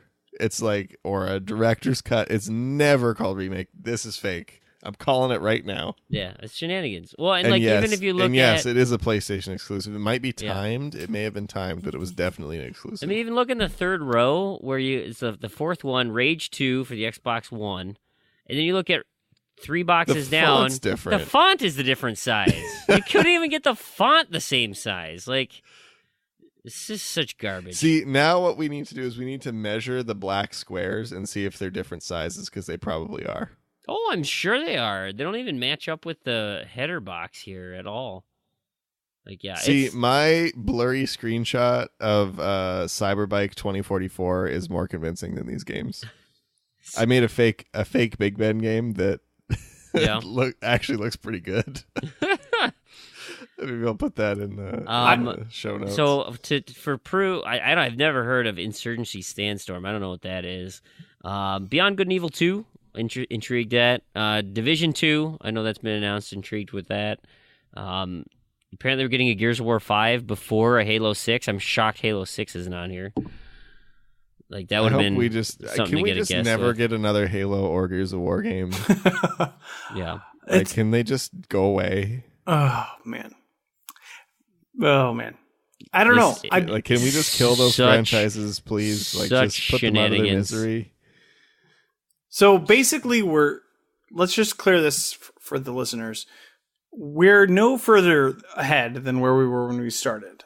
These rumors are silly, and certainly some of these games are exist. Definitely fake. Yeah, certainly some of these games are real, but they're not going to be as presented, and they will be in a different form or whatever. And there's also going to be surprises. There are no surprises here. That's the biggest thing. No, that's their goal. There's no surprises in Leaky Pipe season. That's not true. There was always. Do you remember how big of a surprise? I'll believe in surprises when Crackdown 3 is announced. That it's not Bayfair. Then I will believe in your fancy E3 magic. Let's move into. But anyway, what were you going to say? What was a surprise? Me? I didn't have any surprises. No, you were saying. You remember something was a surprise. Oh, I was going to say backwards compatibility was a massive drop when it came out.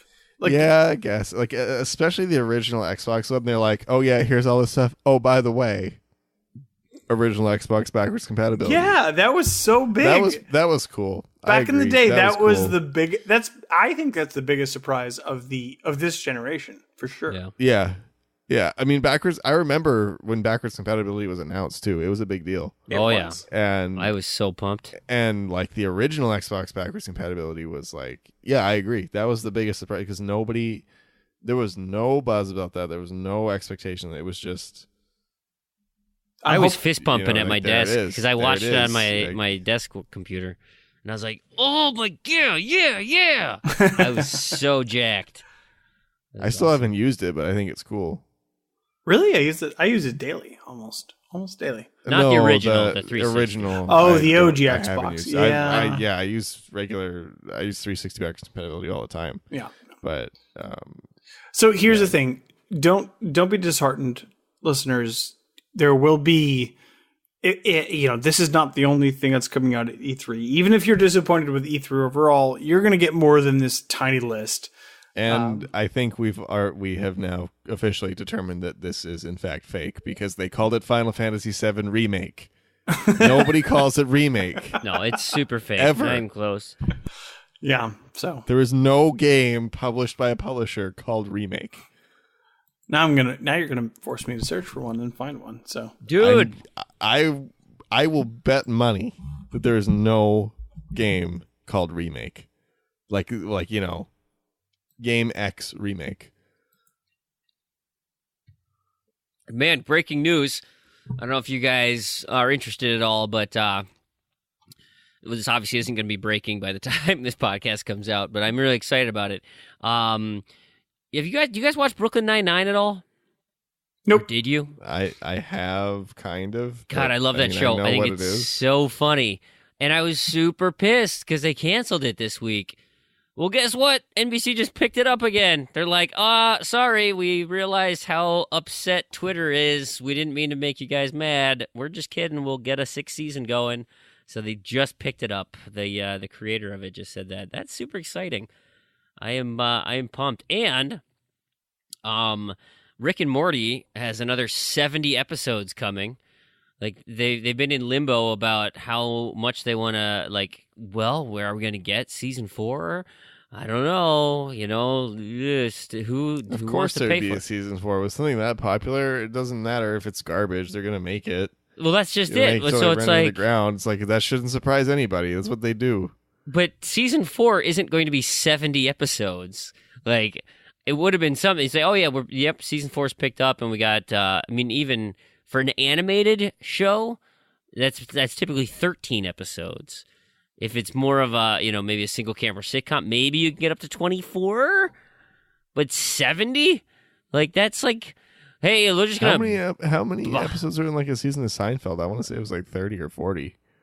I don't think it's that many. It's probably in the upper 20s. Because there's like 10 seasons, and I think there's like 300 or 400 episodes. Most shows have 24, like a 20 to 24 weeks of programming. Yeah, I guess that pretty makes sense. typical. Let's see how many. Yeah, I'm looking it up now too. What a typical season is. I'm just looking at Seinfeld because I know that was a very long. Okay, 180 episodes, 9 seasons. Okay, yep. Yeah. So So, what is So that? come out averaging to? 20 a season. Yep. There you go. Yep, that makes sense. Bingo bongo. Cool. Well, that's exciting. Okay. Yeah. So let's go to listener feedback. That's what I wanted to go to. Elroy, he's got me. I don't know if you guys saw this in Discord, but he says, "What does Fream know, and when does he know? When did he know it? Devil Killer 69 indeed I exists." saw this. This is fantastic. I mentioned my, when I was talking about the Diablo MMO, and I said Devil Killer 69 and Bloody Stump 420, and Elroy saying, I think Fream's got insider information because Devil Killer 69 still exists. Bloody Stump 420 no longer available. B. Smiddle tried to buy it, and it's unavailable to buy. So I think that means they banned it because it's inappropriate, or somebody squatting on it. I don't know. But yeah, Devil Killer 69. We should get him on the show.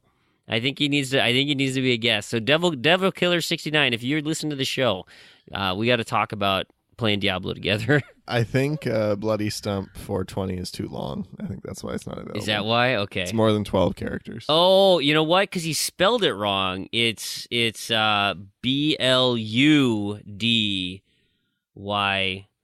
How many letters is that? If I take out one of them, Bloody is 6. Stump is 5. That's 11. Still plus too 3, many. 14. So I get down. I gotta get. Oh, so you just take the U out. So BLUDYSTMP 420. You could do that, but then that's. Then people are gonna say you need to throw a couple of X's in there to make that work. You're gonna be Bloody Stamp. People are gonna say, "Oh, I don't know. I can't even tell anymore." That's why that's just his thing. Devil Killer 69, man. Devil Killer 69. It's pretty funny that someone actually has that tag and appears to be active-ish. Yeah, of course.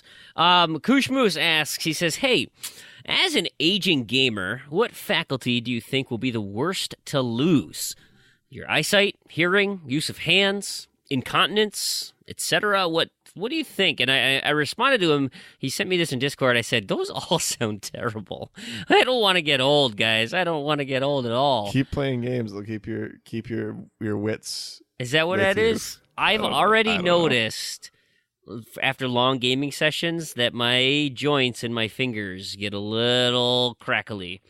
Like, if I do something for too long, like, I'm going to have arthritis in my hands. Like, it's inherent in my family. Most of my family has it. And like, I just have bad knuckles. So, like, I'm going to get arthritis. It'll happen. It's just, it sucks now that it's, like, kind of starting to hurt a little bit every now and again. But I typically don't get marathon gaming sessions anymore. So, not super problem, but it's there. What do you guys think? Losing your eyesight, losing your hearing. Eyesight pretty much does you in for gaming. I mean, I don't think there's much coming back from that. Although there is a guy that is blind and completed Abe's Odyssey. Wow. Just based on the sound, it's unreal. That is. I guess wild. it was just all by trial and error. Like, but he even, just die all the time, and then eventually got through the game. You know, and it's not like as you get older, you're blind. You just have to have glasses, right? No, and it's just your hard of sight, hard of hearing. You know, things just get worse.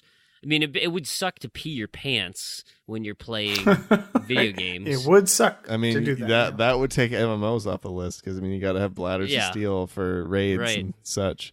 Yeah, imagine like you wouldn't even like if you're playing Rock Band, you wouldn't even you're not doing the endless set list. You're barely getting through one of the normal songs. You're like, oh, I gotta go. Prostate's acting up. I gotta go pee again. Go to the bathroom. Well, Harmonix killed that off anyway. So we don't have to worry about it. Yeah, they're just dead to me. No big deal. Yeah. Yeah. I would pick all the fun things. I would pick hearing because for gaming, anyways, because I don't play. Sometimes I'm in a party. Sometimes I have people in the room with me. Sometimes, the hearing aspect of my gaming is the first and quickest thing to go in terms of the experience every single time. Like, I play on mute a lot of the time, or I play with the game so low volume with me in a party with my friends. Like, I lose almost all of the audio experience just as a default, honestly. So that would be the easiest thing for me to lose in terms of the experience overall. Well, yeah, I agree that it would be, but I do really like the audio. Like, I have a pretty, like weird, complicated audio setup to get good audio from my games. Like, because I think it's important. But, I mean, if I did have to pick one, I mean, I can still play games while I'm peeing my pants, but if I had to pick an actual sense to go, I mean, it'd probably still be sound. Yeah. So, all right, couple things. I can't not let these go on. The Onion has a new video game related article. You guys would be happy to know that ASS, has finally been inducted this. into the Video Game Hall of Fame. I mean, he's been all over the place, saying on that the top of arcade cabinets everywhere. Everywhere he has impressive. been the top. All-time champion AAA. Like of course, they're the best. But yeah, ASS. He has now joined they say the hallowed collection in all of gaming. So that is exciting. Anyway, the other thing I wanted to mention, where the hell was it? Damn! Oh, this new trend of people posting gameplay of ultra low graphics settings. Have you guys seen any of these things? No. Where they take That the slider sounds bar, awesome. they take the slider bar and they turn it into total just mush. And so like they're just so disturbing how like polygonal everything gets and like just blobs of everything. And so like people will play games on these ultra low settings and it is like borderline terrifying. Because you have these like high, well-rendered people, and all of a sudden it's like, blah, they just look like monsters. And I don't know where this trend has come from, but it's like I see Twitter posts all the time. It's just ridiculous. Oh, I understand where this comes from. But I imagine the games become hard to play at that point because the things don't really resemble what they're supposed to resemble anymore. Yeah. They really don't. And it's like, it's not even, it's just bizarre how weird they look. Anyway, yeah, they're crazy. Oh, it's a video. I don't want to watch a video. I'm gonna have to look this up because this sounds right up my alley. Yeah. Well, this is the one I saw for Skyrim. But I've seen others for like Zelda or not Zelda. What the hell else game was it? PUBG. People put PUBG on ultra low, Fortnite on ultra low. But even just look at that thumbnail. Like look at that monster. His just deathly hallowed face. Dark Souls. I think this is a mod. Yeah, but So this isn't normal ultra low. But there's plenty of things where you can just pull the settings down. Yeah, that's probably true. It's just wacky. I don't know if I have anything else to it's like a dude who they do like videos. Like he does a bunch of these. What is this thing called? Yeah, because he takes like Twitter things and just sets them up. Anyway. No, it's potato mode. Yeah, potato mode. So we just hit that slider bar and we drop her all the way down, and you look disgusting. Cool. Well, I think that does it, and it's Fream's new standard time, Fream's new bedtime. So we're gonna wrap this bad boy up. Do we have anything? Do you have any knobs and discos, Randy? Do you do that still? Yes. Is there just too many to do now? So there's not. Well, there's a couple of things that are like actual achievements, but there have been like 6 apps that are all disconnected. I'm not gonna bother with it. Basically, no apps work anymore. Yeah, just leave it at that. Zoo Tycoon Ultimate Animal Collection was patched, which I did not expect, and that's now completable. The one unobtainable achievement in that game was fixed. I think Overwatch had one achievement become discontinued and then come back, and then the rest are all apps. Let me just double check Overwatch because there were a few of those. Yes, one achievement was discontinued and then undiscontinued, and then there are like 10 discontinued achievements that were for the Uprising something, it looks like. Was that horde mode thing they did? Yeah, it's probably a seasonal thing, I assume. Yeah, that's usually what it is. Yeah, so those will probably come back at some point, maybe. Yeah, but they have in the past. Yeah. Cool. Yep. All right. Well, I think that'll do it. You guys have anything else you want to add? Any plugs? Anything you want people to bother you with? Proulx, you got something? No, if they want to talk to me, they can find me on Twitter at @OneUpDan. That's the number one, not the word. Fantastic. Randy, what about you? Yeah, I got nothing to plug, but if you wanna find me, you can find me on Twitter at Randy2727 or on True Achievements, Crandy. Delightful. And, of course, you can find me, Freamhole, FREAMWHOLE. That's on Twitter. That's on Discord. That's on True Achievements. That's on Xbox. That's me everywhere. Just know, it might be a little slow getting back to you.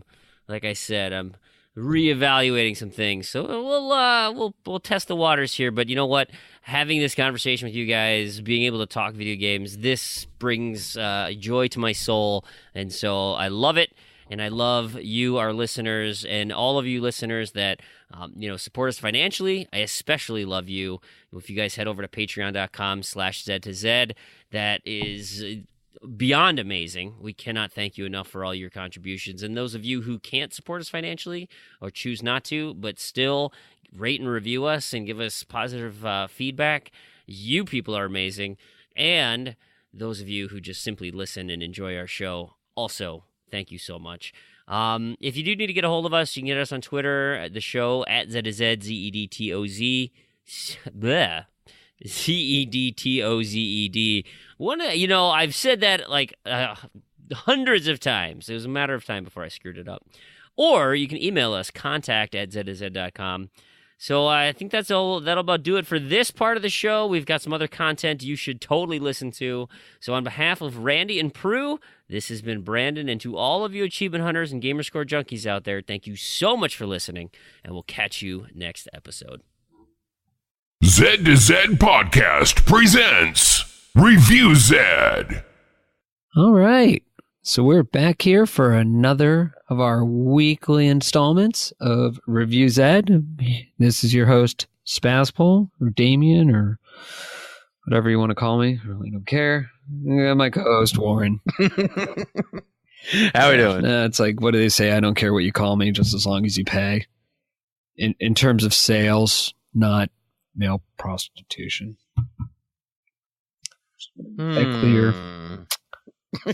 So what are we paying you for? My wonderful voice. That charming skill. As they say, I got a face for radio. And if you say you have a voice for books, does that people automatically assume, oh, you mean like audiobooks? Like, no, for the printed text, never mind. People don't read anymore. I know, I was going to say, yeah, nobody reads. Well, Warren, while I have you here, before we get into our neighborly game today, how about, because it's Wednesday, I think, right? Right, it's Wednesday. Yeah, it's sunny outside. Must be Wednesday. Of course. It's Wednesday morning. It's sometime before noon. And since we're both eliminated in the G-Task... I'm still in the solo. Speak for yourself. Oh, you're still in the solo? Oh, yeah. Man, I'm gone. You're still kicking it. All right. Well, I will admit I've used bonuses to stay active, so I mean it's not like I'm doing great right now. Yeah. So what are people playing for this upcoming week? This is going to be a solo or a team? This is a team bonus coming up. All right. What do we have? Teams. Well, I guess this one involves working together again.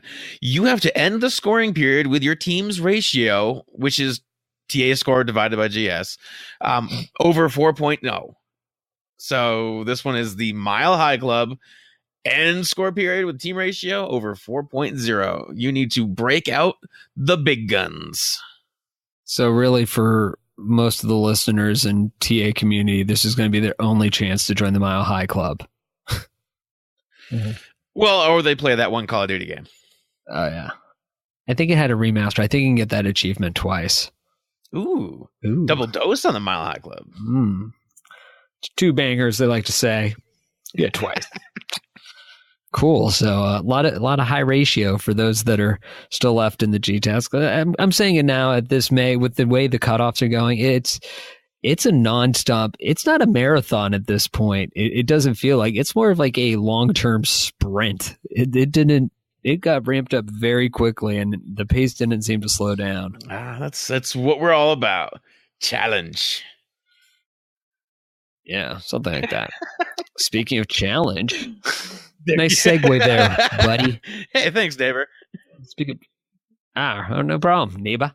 So, our game for this week is Hello Neighbor. This was developed by Dynamic Pixels and published by TinyBuild. It's actually released just shy of the New Year mark back on December 8th, 2017. I think it came out to PC a little bit before Xbox One, but released to Xbox One. It has an Xbox Live store price of $29.99. It's on sale right now for $20.99 and also part of the TinyBuild High Speed Bundle and the Tiny Bundle Thrill Seeker Bundle. So you can have a bundle two of bundles. You can laughs or something. Yeah. And it is play anywhere. And I guess this is X1 in here. I guess you can, I don't know. It's really hard. I don't have an Xbox One X. You don't play it side by side. So we'll just have to take it that it looks better for you than me. It did look very beautiful. I mean, like I said, graphically, this game is amazing. I will say that is the best aspect of this entire title. So, yeah. So how do you explain the story? So I guess it's supposed to be like very straightforward at the beginning. You're this kid and you're literally kicking the ball down the street and you hear some sounds coming from your neighbor's house. Well, I guess it's your neighbor because the only other house you can get into the building in this game is the one across the street. So, hello neighbor, I can get in the house across the street and there's nothing in it. And then the house that this guy's in that we'll eventually get to seems to be, I assume he's your neighbor. But you realize early on there's a lot more to this story than what they didn't say. But I guess the problem is that there's no audio. I mean, there's sounds, but there's no talking or text overlay audio. So I don't know if you really ever get more to the story other than just having to like kind of gleam snippets through cutscenes. Yeah, flashbacks. That's really all that tells you much about this game. Yeah. So yeah, I guess from a story, you don't really want to get into spoilers, but quite frankly, I still don't get it, and I'm almost done in the last act. I've really had to watch a lot of other things to go, oh, yeah, I still don't get it. And maybe that's a European thing. It's like Monty Python. Some people just don't get it. I'm just kidding. I get Monty Python, but how do you not get Monty Python? There's people that don't. Okay. So your thoughts? Like, did they describe the story? Yeah, I mean, they don't really tell you much about it. Like I said, you're immediately thrown in. Yeah, as just this kid who's got this creepy neighbor because they really set him up to look creepy.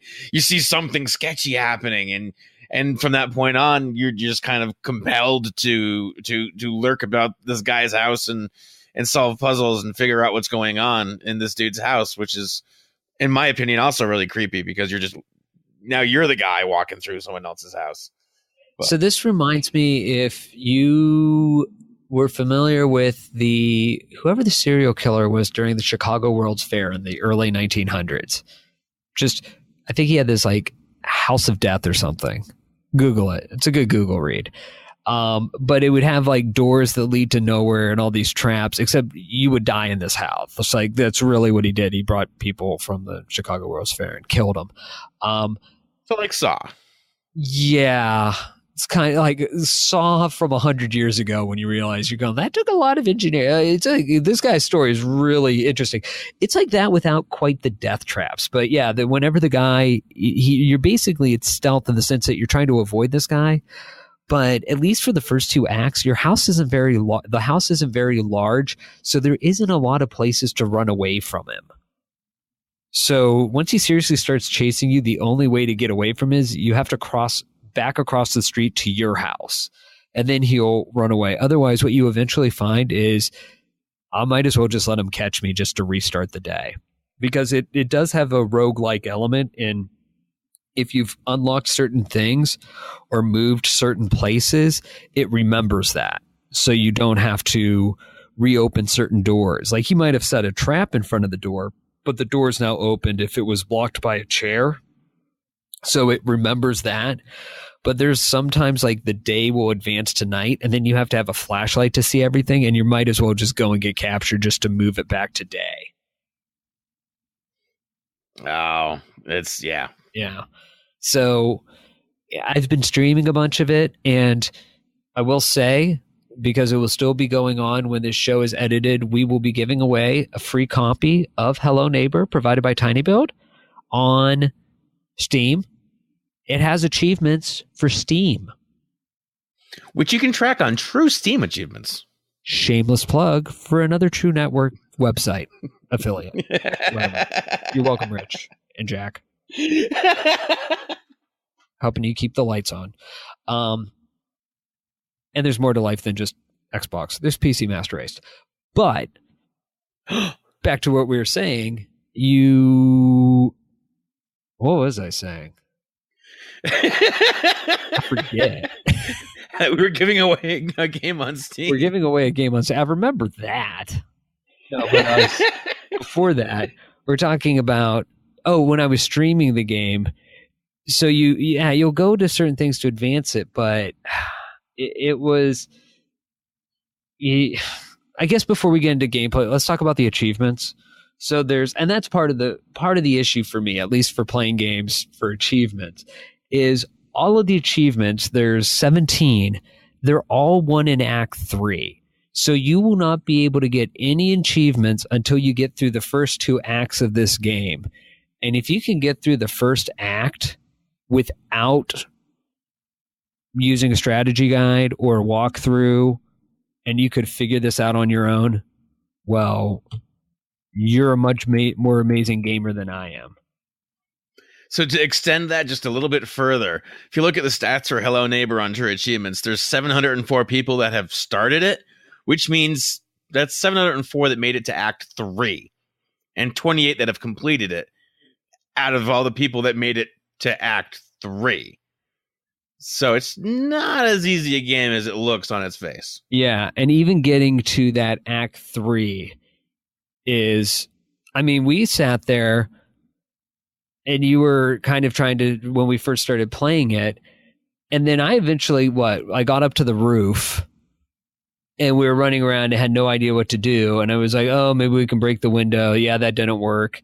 And that goes into part of the problem is the controls are very, very simplistic. If you press the start menu, it says press left bumper to interact. It doesn't even say that. It's just left bumper, and there's a picture where you're like, what's that supposed to represent? Press right bumper. It's an item with a down arrow or an up arrow. And then press right trigger, and it's a picture with the opposite arrow. And then right bumper again. No, so right bumper has a picture with an arrow up. Right bumper has a picture with an arrow down. And then right trigger has a picture with an arrow down. So you're supposed to look at that and figure out that means right bumper means to pick something up. And actually I think it's right trigger. If you tap right trigger, you will just set an item down. But if you hold right trigger, then release it, then you'll throw it. And certain objects you can throw at things to interact with them, like to break windows or to knock picture frames off of walls to make hidden rooms appear. But there's nothing in the game that actually explains this. So I don't know who's going to figure that out. I sure didn't. What about you? No, I had to resort to a guide after a couple hours of just failing miserably at, playing cat and mouse with a guy running around his house. And then I know you compared it to Rune, like a Rune Glifberg machine, which I didn't think it was really like that. It was more Rube of Goldberg. Yeah, whatever. Rune Glifberg, I think, is a pro skater from Europe. Rides for flip. There's my old skateboard career shining through. but it really wasn't quite a Rune Goldberg because it wasn't like you had to set up these elaborate traps to do anything. It was just you running back and forth and, setting something here to unlock a room over there and then running back to that room that you've unlocked. It's almost not quite Metroidvania-esque in the sense that you need to go back and forth on the map. But that's the only thing. Well, it's these puzzles, like where they would put the pieces to solve the puzzles, are either what you need is just not intuitive, or the way you have to assemble this thing to make it work is not intuitive. And I'm just kind of going back to that first puzzle up that you solve in the attic. I just don't try to mentally look at the guide for how to do it and go, okay, I need to do what? Why am I doing this? And how would I possibly figure this out without a guide? Okay, here's one for the spoilers. Which, seriously, if you can listen to me say this and, oh, dude, Damien, that just totally explained it, and that was the only thing I was missing, you ruined the game for me, then I'm sorry. Just, I don't care. I'm not going to give you a refund, but whatever. So, in Act 2, to get the crowbar, you will find this Lego guy sitting on a toilet. You're supposed to pick him up and then know to stick them on the toilet in the toy dollhouse that you may or may not realize you had to dig up a key in a coffin to find. And then when you open that, you will put this Lego guy on the toilet, which will allow you to go back to the Lego guy, and then the crowbar in his hand will be open. Seriously, if you get to that part in Act 2 and you were like, didn't go through a walkthrough and figure that out, and we're like, that totally, and that's just one puzzle. Yeah. I was seriously like reading through the walkthrough and it's still going, what? And then you're like, oh, I guess it worked. And I'm sitting here going, how would I have ever thought of this? Like, why? Like some of the things it turns out you interact with, you're like, why? Or you would have to glitch really weird to unlock this thing. Okay. Why would I have done this? So that's why for even at $20.99, this game it's completable and it looks really good. And I really wanted to like it. I mean, I really looked at the design. I liked the graphics and all that, but just the gameplay was just infuriating. Oh, and on top of like that interacting. So because you can't tell the difference between throwing and dropping things early on, you'd look at a window and you were watching me stream. You were like, oh, I guess you break this window. And I pressed the button and the item just never, I guess I didn't throw it. I guess I dropped it, but I couldn't tell. So this is before we knew that you actually had to interact with something to break the window. So I just assumed, oh, I threw something at the window. It didn't break it. Okay, that's not what I'm supposed to do. Windows are unbreakable. Okay, let's keep figuring out how to get in here. But I had done exactly what you were supposed to do. I had just hit the button wrong. But because there was no really explanation of how the controls worked outside of RB, it's a picture of an item with a down arrow. Like okay. I thought that's what I did. I mean, the slightest tutorial in this case would have been incredibly beneficial to the game. Yeah. So, I mean, if you can get past that, like if you can listen to this review and be like, okay, I know I'm probably going to have to look at a guide to get through these games, but you just kind of want to follow it along. I mean, the house to run around and explore in, especially when you get to the third act and the house just gets even more complex and like elaborate. That part's kind of cool. It is kind of cool running around the rooms, going through, because it's laid out all weird and funky and stuff's everywhere and you're jumping around. Like part of that's kind of cool, but because just the controls are so kludgy on what to do, it you kind of get lost in that, just running back around to do the same thing you were trying to do not that long before, which is just more frustrating than anything. No, I completely agree with you. I mean, for me, I guess going back to the sorry, go ahead. I was just saying, going back to the graphics a little bit. Apparently, I did check. This game is in 4K, so if you do have an Xbox One X, you will notice that the game is much prettier than it would be otherwise, which is definitely a good thing going for it. Because I guess, like Spaz was saying, this game looks amazing. I really also wanted to enjoy playing this. Even though I'm not usually a huge fan of the stealth genre, that wasn't really a big concern as long as I could have fun playing it, which I figured I would in a world that looked like this. But yeah, the controls is this really the biggest thing this has going against it. And it seems almost like the neighbor is just too good at finding you too. Like either he's got like superhuman hearing or he's got absolute perfect vision. If for an instant he sees you, you're spotted. I think if they made the neighbor a little more forgiving, it would have also been a little more approachable. Yeah, I mean, honestly, it's not stealth. It's just, is he near your vicinity? No, quick run to do what you need to do and just keep retrying a bunch. There's no penalty for that. Which is it's a bummer. I think they wanted it to be a stealth game, but because of the way the neighbor actually works, it's more of a just wait till he walks away and then do what you need to do. Or yeah. So for me personally, I mean, 20, even at 20, in my opinion, it's on the steep end. This would have been a $15 title. I mean, it looks great. Just something to say. You can't you can't rely on just looks alone.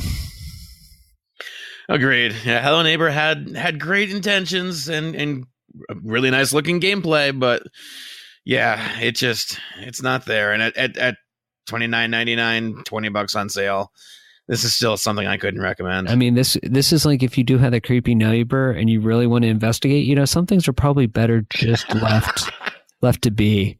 It's that, yes. Like, do I need to go save that person? You might be putting yourself at risk. Sometimes it's just good to let bygones be bygones.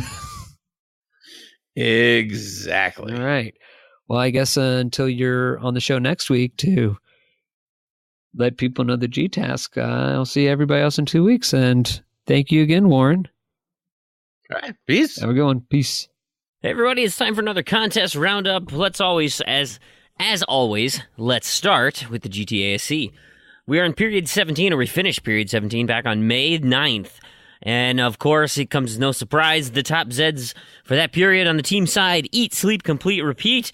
And it's, I just keep repeating that. It's Smirnov and Redemption. They were second overall. This was a big scoring week this last period.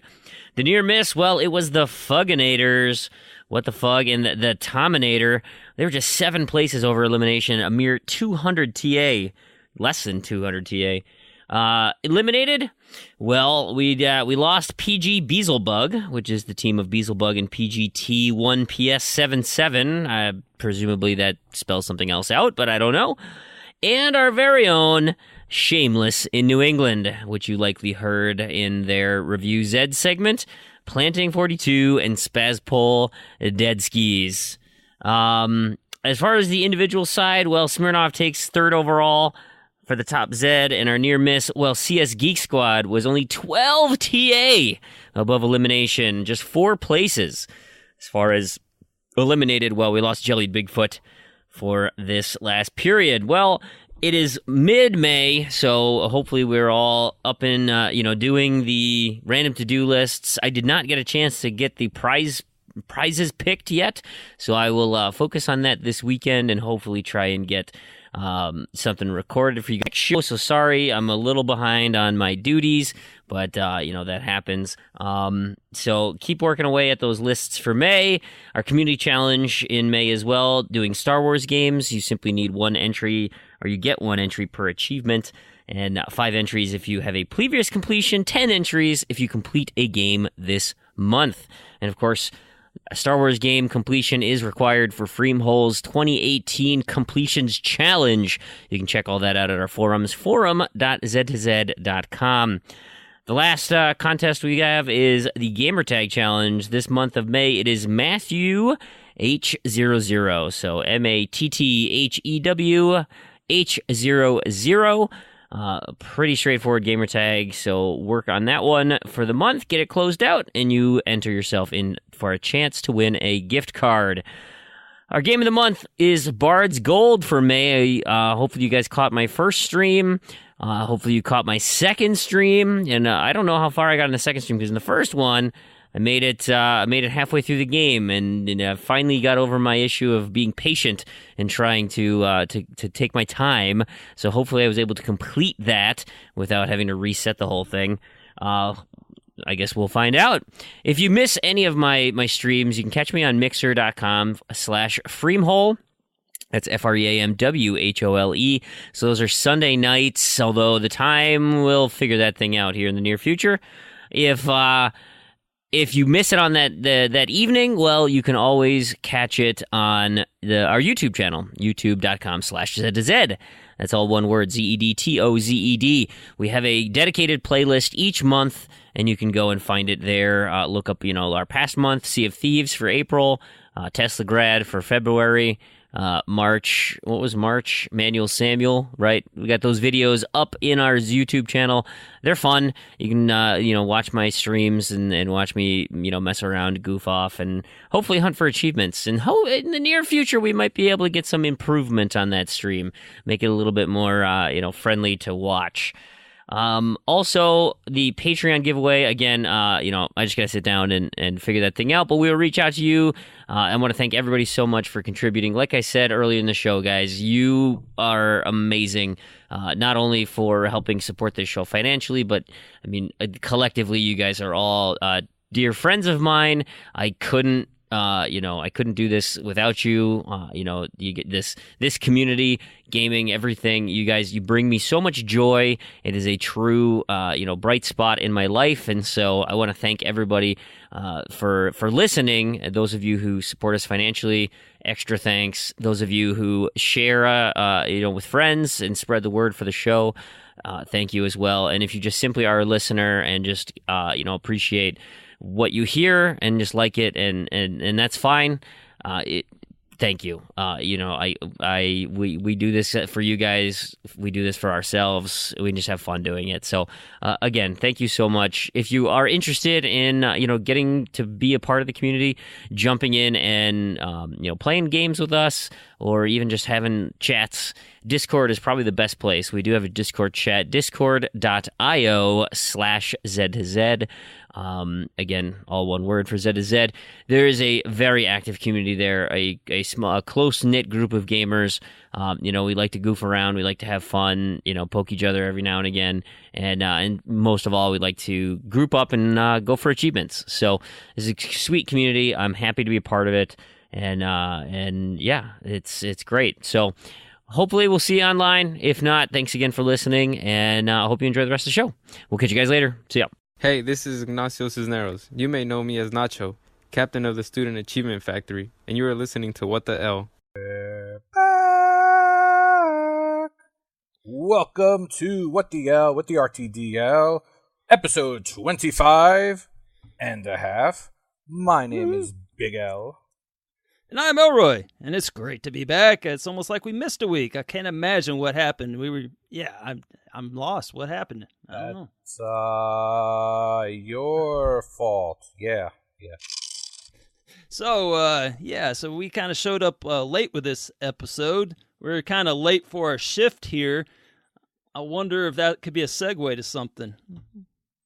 Oh, yes, last week, you asked me what we played, and I said late shift, and you asked me if I had fun, and then I told you not to say the F word, and then I also said if you take the F out of shift, you get my opinion of the game.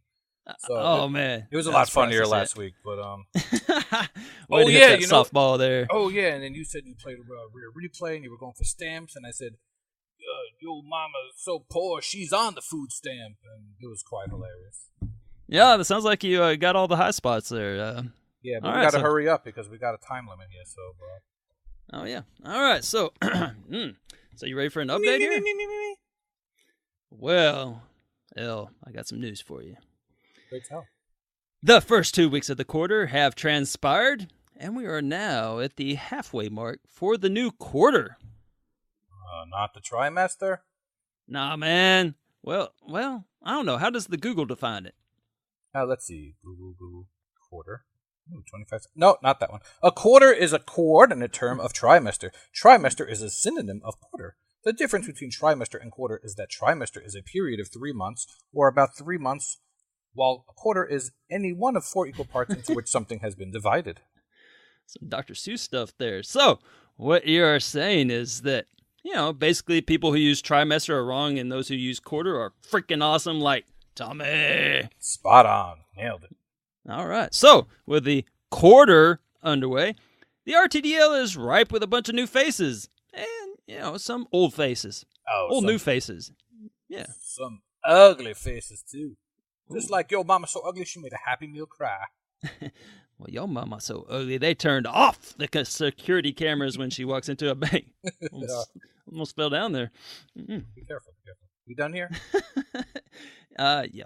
So, just like your mama's done with baby. But just so you know, it's because she's gross. And it's sad that, man, I just can't read today. It is said that a new broom sweeps clean and an old broom knows the corners. So too the cold, cruel mistress of the RTDL who has tossed out all that is old and brought in the new. These noobs may have what it takes for a nice quick start, but those old dogs still have the experience that will take them to the end. Granted, there is very little evidence of this at this point, but I've always been an RTDL's half full, not half empty kind of guy. Your list is way beyond half empty. At the rate you are going, you are going to be lucky to beat the Professor Plutos or Tony Coconuts, European, of course, of the world. Ooh, spoiler alert, dude. And that was very painful. Haven't gotten there yet, but now I shall. Buckle up and look both ways before you cross the street, as we're about to take a trip down memory lane as we compare and contrast the last time we started a new quarter, given that this is technically the first, the L of the quarter. L's fault. That being said, it's time for RTDL Update, New and Has Been Edition. The year was 2018. It was January. Fream had just freshly trampled Proulx, and Teslagrad was just a speck in Kushmoosh's and Matriarch's eye. Only one eye betwixt the two of them? Yeah, probably should have reworded that. Yeah, it's hard to look at them. Yeah, one eye. Point is, it was a glorious time to be an RTDLer. Ah, yes, I remember it well. I believe Kahuna had a full combo before the lists even were released somehow. Time zones are confusing. Now we sit in an RTDL wasteland. Many have gotten a life, others just burnt out. Some felt burnt by the RTDL itself, as it is unwilling to change with the time, and offers no real rewards other than a few mentions here and there. Well, yes, unlike the trophies we got back in the last quarter of 2017, of course. Regardless, let's take a look at where we were then and where we are now. In the first week, the community popped 205 achievements. This was on pace to, get beaten like a rented mule, but that's not to be confused with the Commodore 64 and NES's groundbreaking economics game called Mule that I currently hold the world record in, but rather a rented one, given that after 1 week last quarter, we already had 365 pops. Yeah, so that's not double, but yeah, definitely not 200. The great news, however, is that the community has responded with popping a mere 100 more. So yeah, about 300 or 65 short in twice the time. Yeah. This is getting beyond a rented mule scenario. I think we are straight up getting beaten like a drum. Now, if this keeps up, we're getting close to the... Don't you say it. Don't you freaking say it. We're about to get beaten like a redheaded stepchild. No! Yes, this is happening. You disappoint me, Elroy. You don't know what those red-headed stepchilds have been through. I think it's stepchildren. Did you know the phrase originates from people questioning who the father is, assuming he himself wasn't a freak of nature and had red hair? When a red-headed child is born to a mother, haven't these little hideous babies been through enough? Redheads are also typically thought of not being trustworthy. I, however, trust Proulx completely. Many say that the redhead stigma is due to anti-Irish sentiments, but yeah, I don't trust redheads. Take Ronald McDonald, that guy. Psst, what a clown he is. Completely dishonest. I guess we will just have to agree to disagree about those being punished by life and who live every day with the life sentence of having terrible, terrible hair. I think we can also agree that this leaderboard is basically the RTDL B League, and these individuals will be in that hypothetical Division 2 of that hypothetical epic RTDL Premier League you hypothetically proposed a few weeks ago, while the NBA Kirklands and Kingsmans would theoretically battle it out with us in the top division. Absolutely. What an overlooked hypothetical visionary you are there, buddy. An inspiration to us all. Wait, what is this hypothetical garbage? Why are you having me read your hypothetical Elroy propaganda? You keep using that word. I do not think it means what you think it means. More Google. The Google defines propaganda as information, especially of a biased or misleading nature, used to promote or publicize a particular political cause or point of view. Okay, hypothetically, maybe you were. So, at number 1, we have a new face with Fuggy McFugface. I would say there's nothing, and I mean nothing new about that fossil. He's old. He's old. Isn't he as old as time itself? No. Kronos is far younger. And a friend of the show, too. We kind of left him out of our name drop special. Well, I guess it was 2 weeks ago now, but we should probably mention Kronos this week. Is he even still in the RTDL? Wasn't he talking about doing more this time around? I believe that's what he said, but according to my records with 2 whole pops, Kronos is, in fact, a liar. Whoa. Yeah, from Typo Man. It's one of his 2 pops he's got so far this month. Yeah, the liar achievement on his list from the game Typo Man. He got the achievement for, whenever possible, telling a lie. Thanks, Typo Man. He knows he doesn't have to do that outside the game, right? Kronos, hello. It was only game related. Don't have to go and tell people you were going to do more in RTDL and then not, etc., etc. Anyhow, I think that's enough name dropping. Let's get back to people who actually earn their spot on the list. Where were you? Talking about some old guy? Oh, yes, old. That gets the memory going. It's Fuggy. Yep, Fuggy has 20 pops for 4,739 points so far this month, including 7, which is, worth approximately half of his points from the Halo Master Chivo collection, and another 3 from Defense Grid 2, including the Path Most Traveled one for getting a gold medal on Mission 19 without using the command shuttle. Sounds like the path he traveled was the path of a curating rat-fink son of gun. Oh. And he is in first? Yep. I had to look at it a few times, but yeah. But you can contrast this with, in first place last quarter, it was Big Kahuna Burger, who I believe, already had that full combo, as you mentioned earlier. But he did it much quicker and took, much quicker than the doddering ancient McFuggy, who has only got 20. But, however, times be a change in this quarter. Yeah. Kahuna now has a full 0 as he sits tied for 60th place with 0 points. That is a lazy burger. In second place is Wild Log Mike Boy. with 19, and who is only 1 pop and 300 points behind the guy as old as the guy on the Quaker Oats can. Yeah, that's Fuggy. For what it's worth, you should know that, clarification, that Mike in his Wildwood was rode hard and put away wet. Whoa, Elroy, again? Family show, dude. No. He is, been playing some Left 4 Dead 2, and he got the achievement, rode hard and put away wet, for being a jockey and steering some people into an acid path of a spitter. Spitter? Didn't know her, for sure. So, yeah. Couldn't really give an RTDL update without mentioning that Wildwood Mike got an achievement for being rode hard and put away wet. Yeah, can't make this stuff up. Boy. Oh, okay. At this time, last quarter, in second place, we had Rocker Dead before he died. The RTDL should look into memorializing him. Maybe call it the Rocker Dead to-do list as a way to ensure he is not forgotten. Never forgotten. Well, speaking of which, it looks like his estate is trying to keep his memory alive by popping, well over 9 so far. It's, the best by far that this list of has-beens has done so far. So I guess we will take it, even though he's not popping them himself. I have a very strong stance against that, L. One should always pop their own achievements. Definitely. Always. But I will let it slide, since it's for a good cause.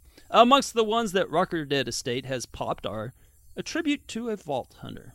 Hunter, I do know her, actually. Although I am sure that they meant well and thought it to be a tribute to him, ultimately I can't help but think that the only vault that he hangs out is the mausoleum he currently is on display at. Too soon, man. Too soon. In third place, we have Gangster Wyatt. He has proven to be quite the force to be reckoned with after emerging onto the scene 2 months ago. Your RTDL list delivered.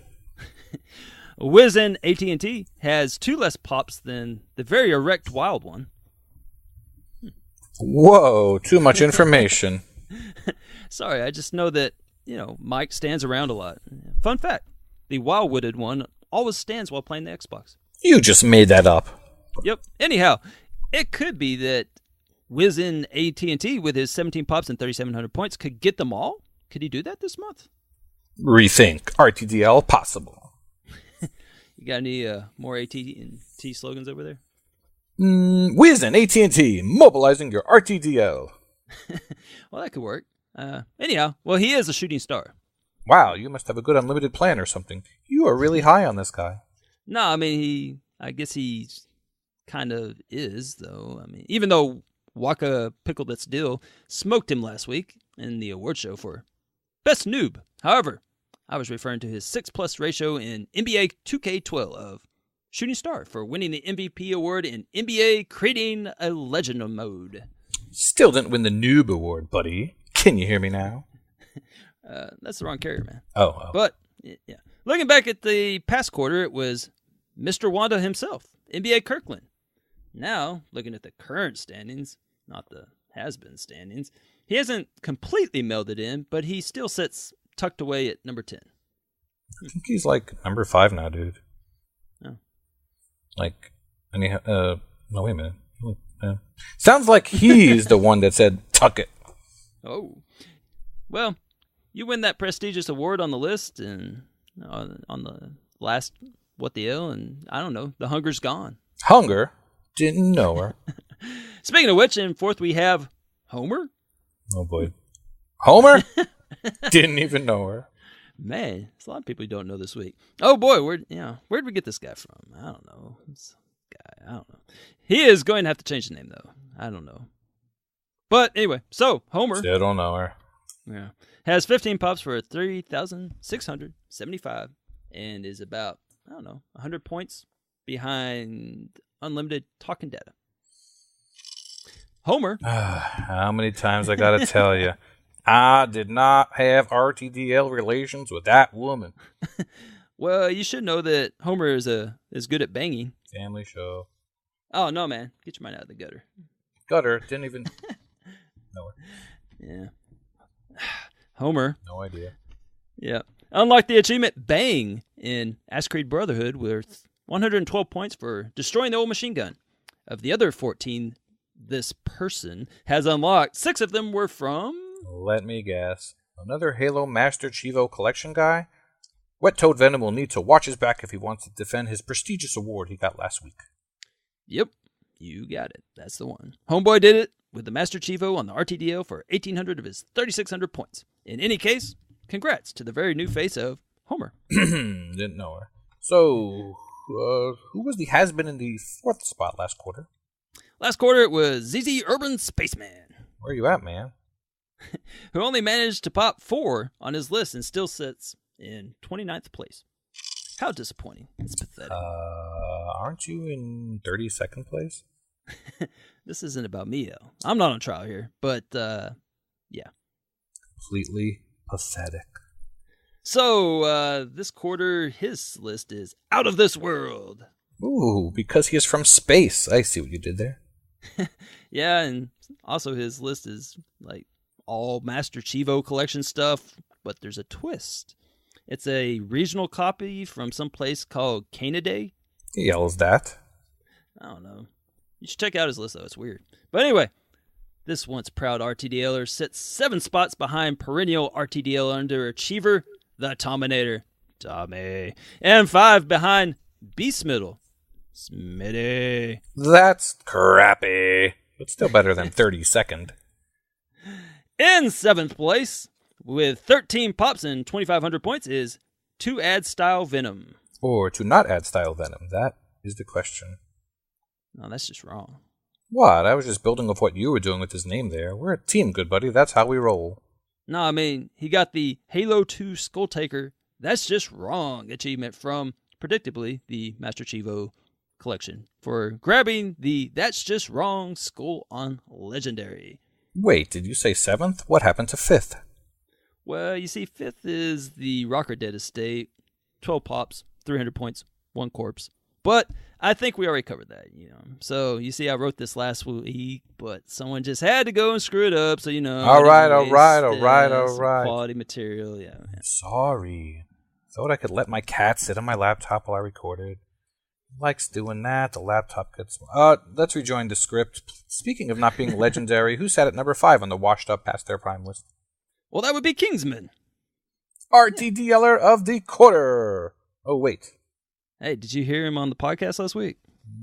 No, I ran into the same problem Fufu ran into, where he would download the podcast and it would get to 99% and then crash and burn. Bloke, I had the same problem. Oh, look, a kangaroo just loped on by. What software were you using? Cricket sound effect. Hell, are you still there, man? Dang, man, how long do I have to hold this Chris Pratt face before you see it? Props, Fufu. Props. So, Kingsman has turned in 1 pop this month for Home Run in Medal of Honor Airborne, worth 150-ish points, and has been since fired by the King. He sits in 52nd place, way behind his nemesis Kirkland, who just, and just 8 spots behind Kronos. Speaking of Kronos, what a guy. I mean, how appropriate we start with Kronos, end with Kronos. Yeah, it's good. I like it. But I think we're setting a bad precedent here by talking a lot about people who reach out to us and send us fan mail. I mean, 1 week was okay, but now 2 weeks in a row, my inbox is already overflowing, such as it is. Given we take valuable time out of the segment each week to spend at least a minute or two letting people know how to get in touch with us, even though the information hasn't changed since literally the previous week when we did the same, and never mind that all the information is also included in the show notes if one of us was so inclined to try to get in touch with you, or us. Sounds like you got something to say there, bro. Really? So you can reach us at, blah, blah, blah, blah on Twitter and blah, blah, blah, blah, Facebook and blah, blah, blah, blah, MySpace. And Elroy, where can they reach you? Well, they could reach me in the classroom, and Nacho does all of my achievements for me. They can reach yeah. So that was your RTDL update, new and has been edition. So, you got any final thoughts on Kronos, or maybe any old gags that we have that you want to dig up here at the end? Old gags, let me think. Oh, I know. Let me tell you the 3 things I like most about Brovos. Number 1,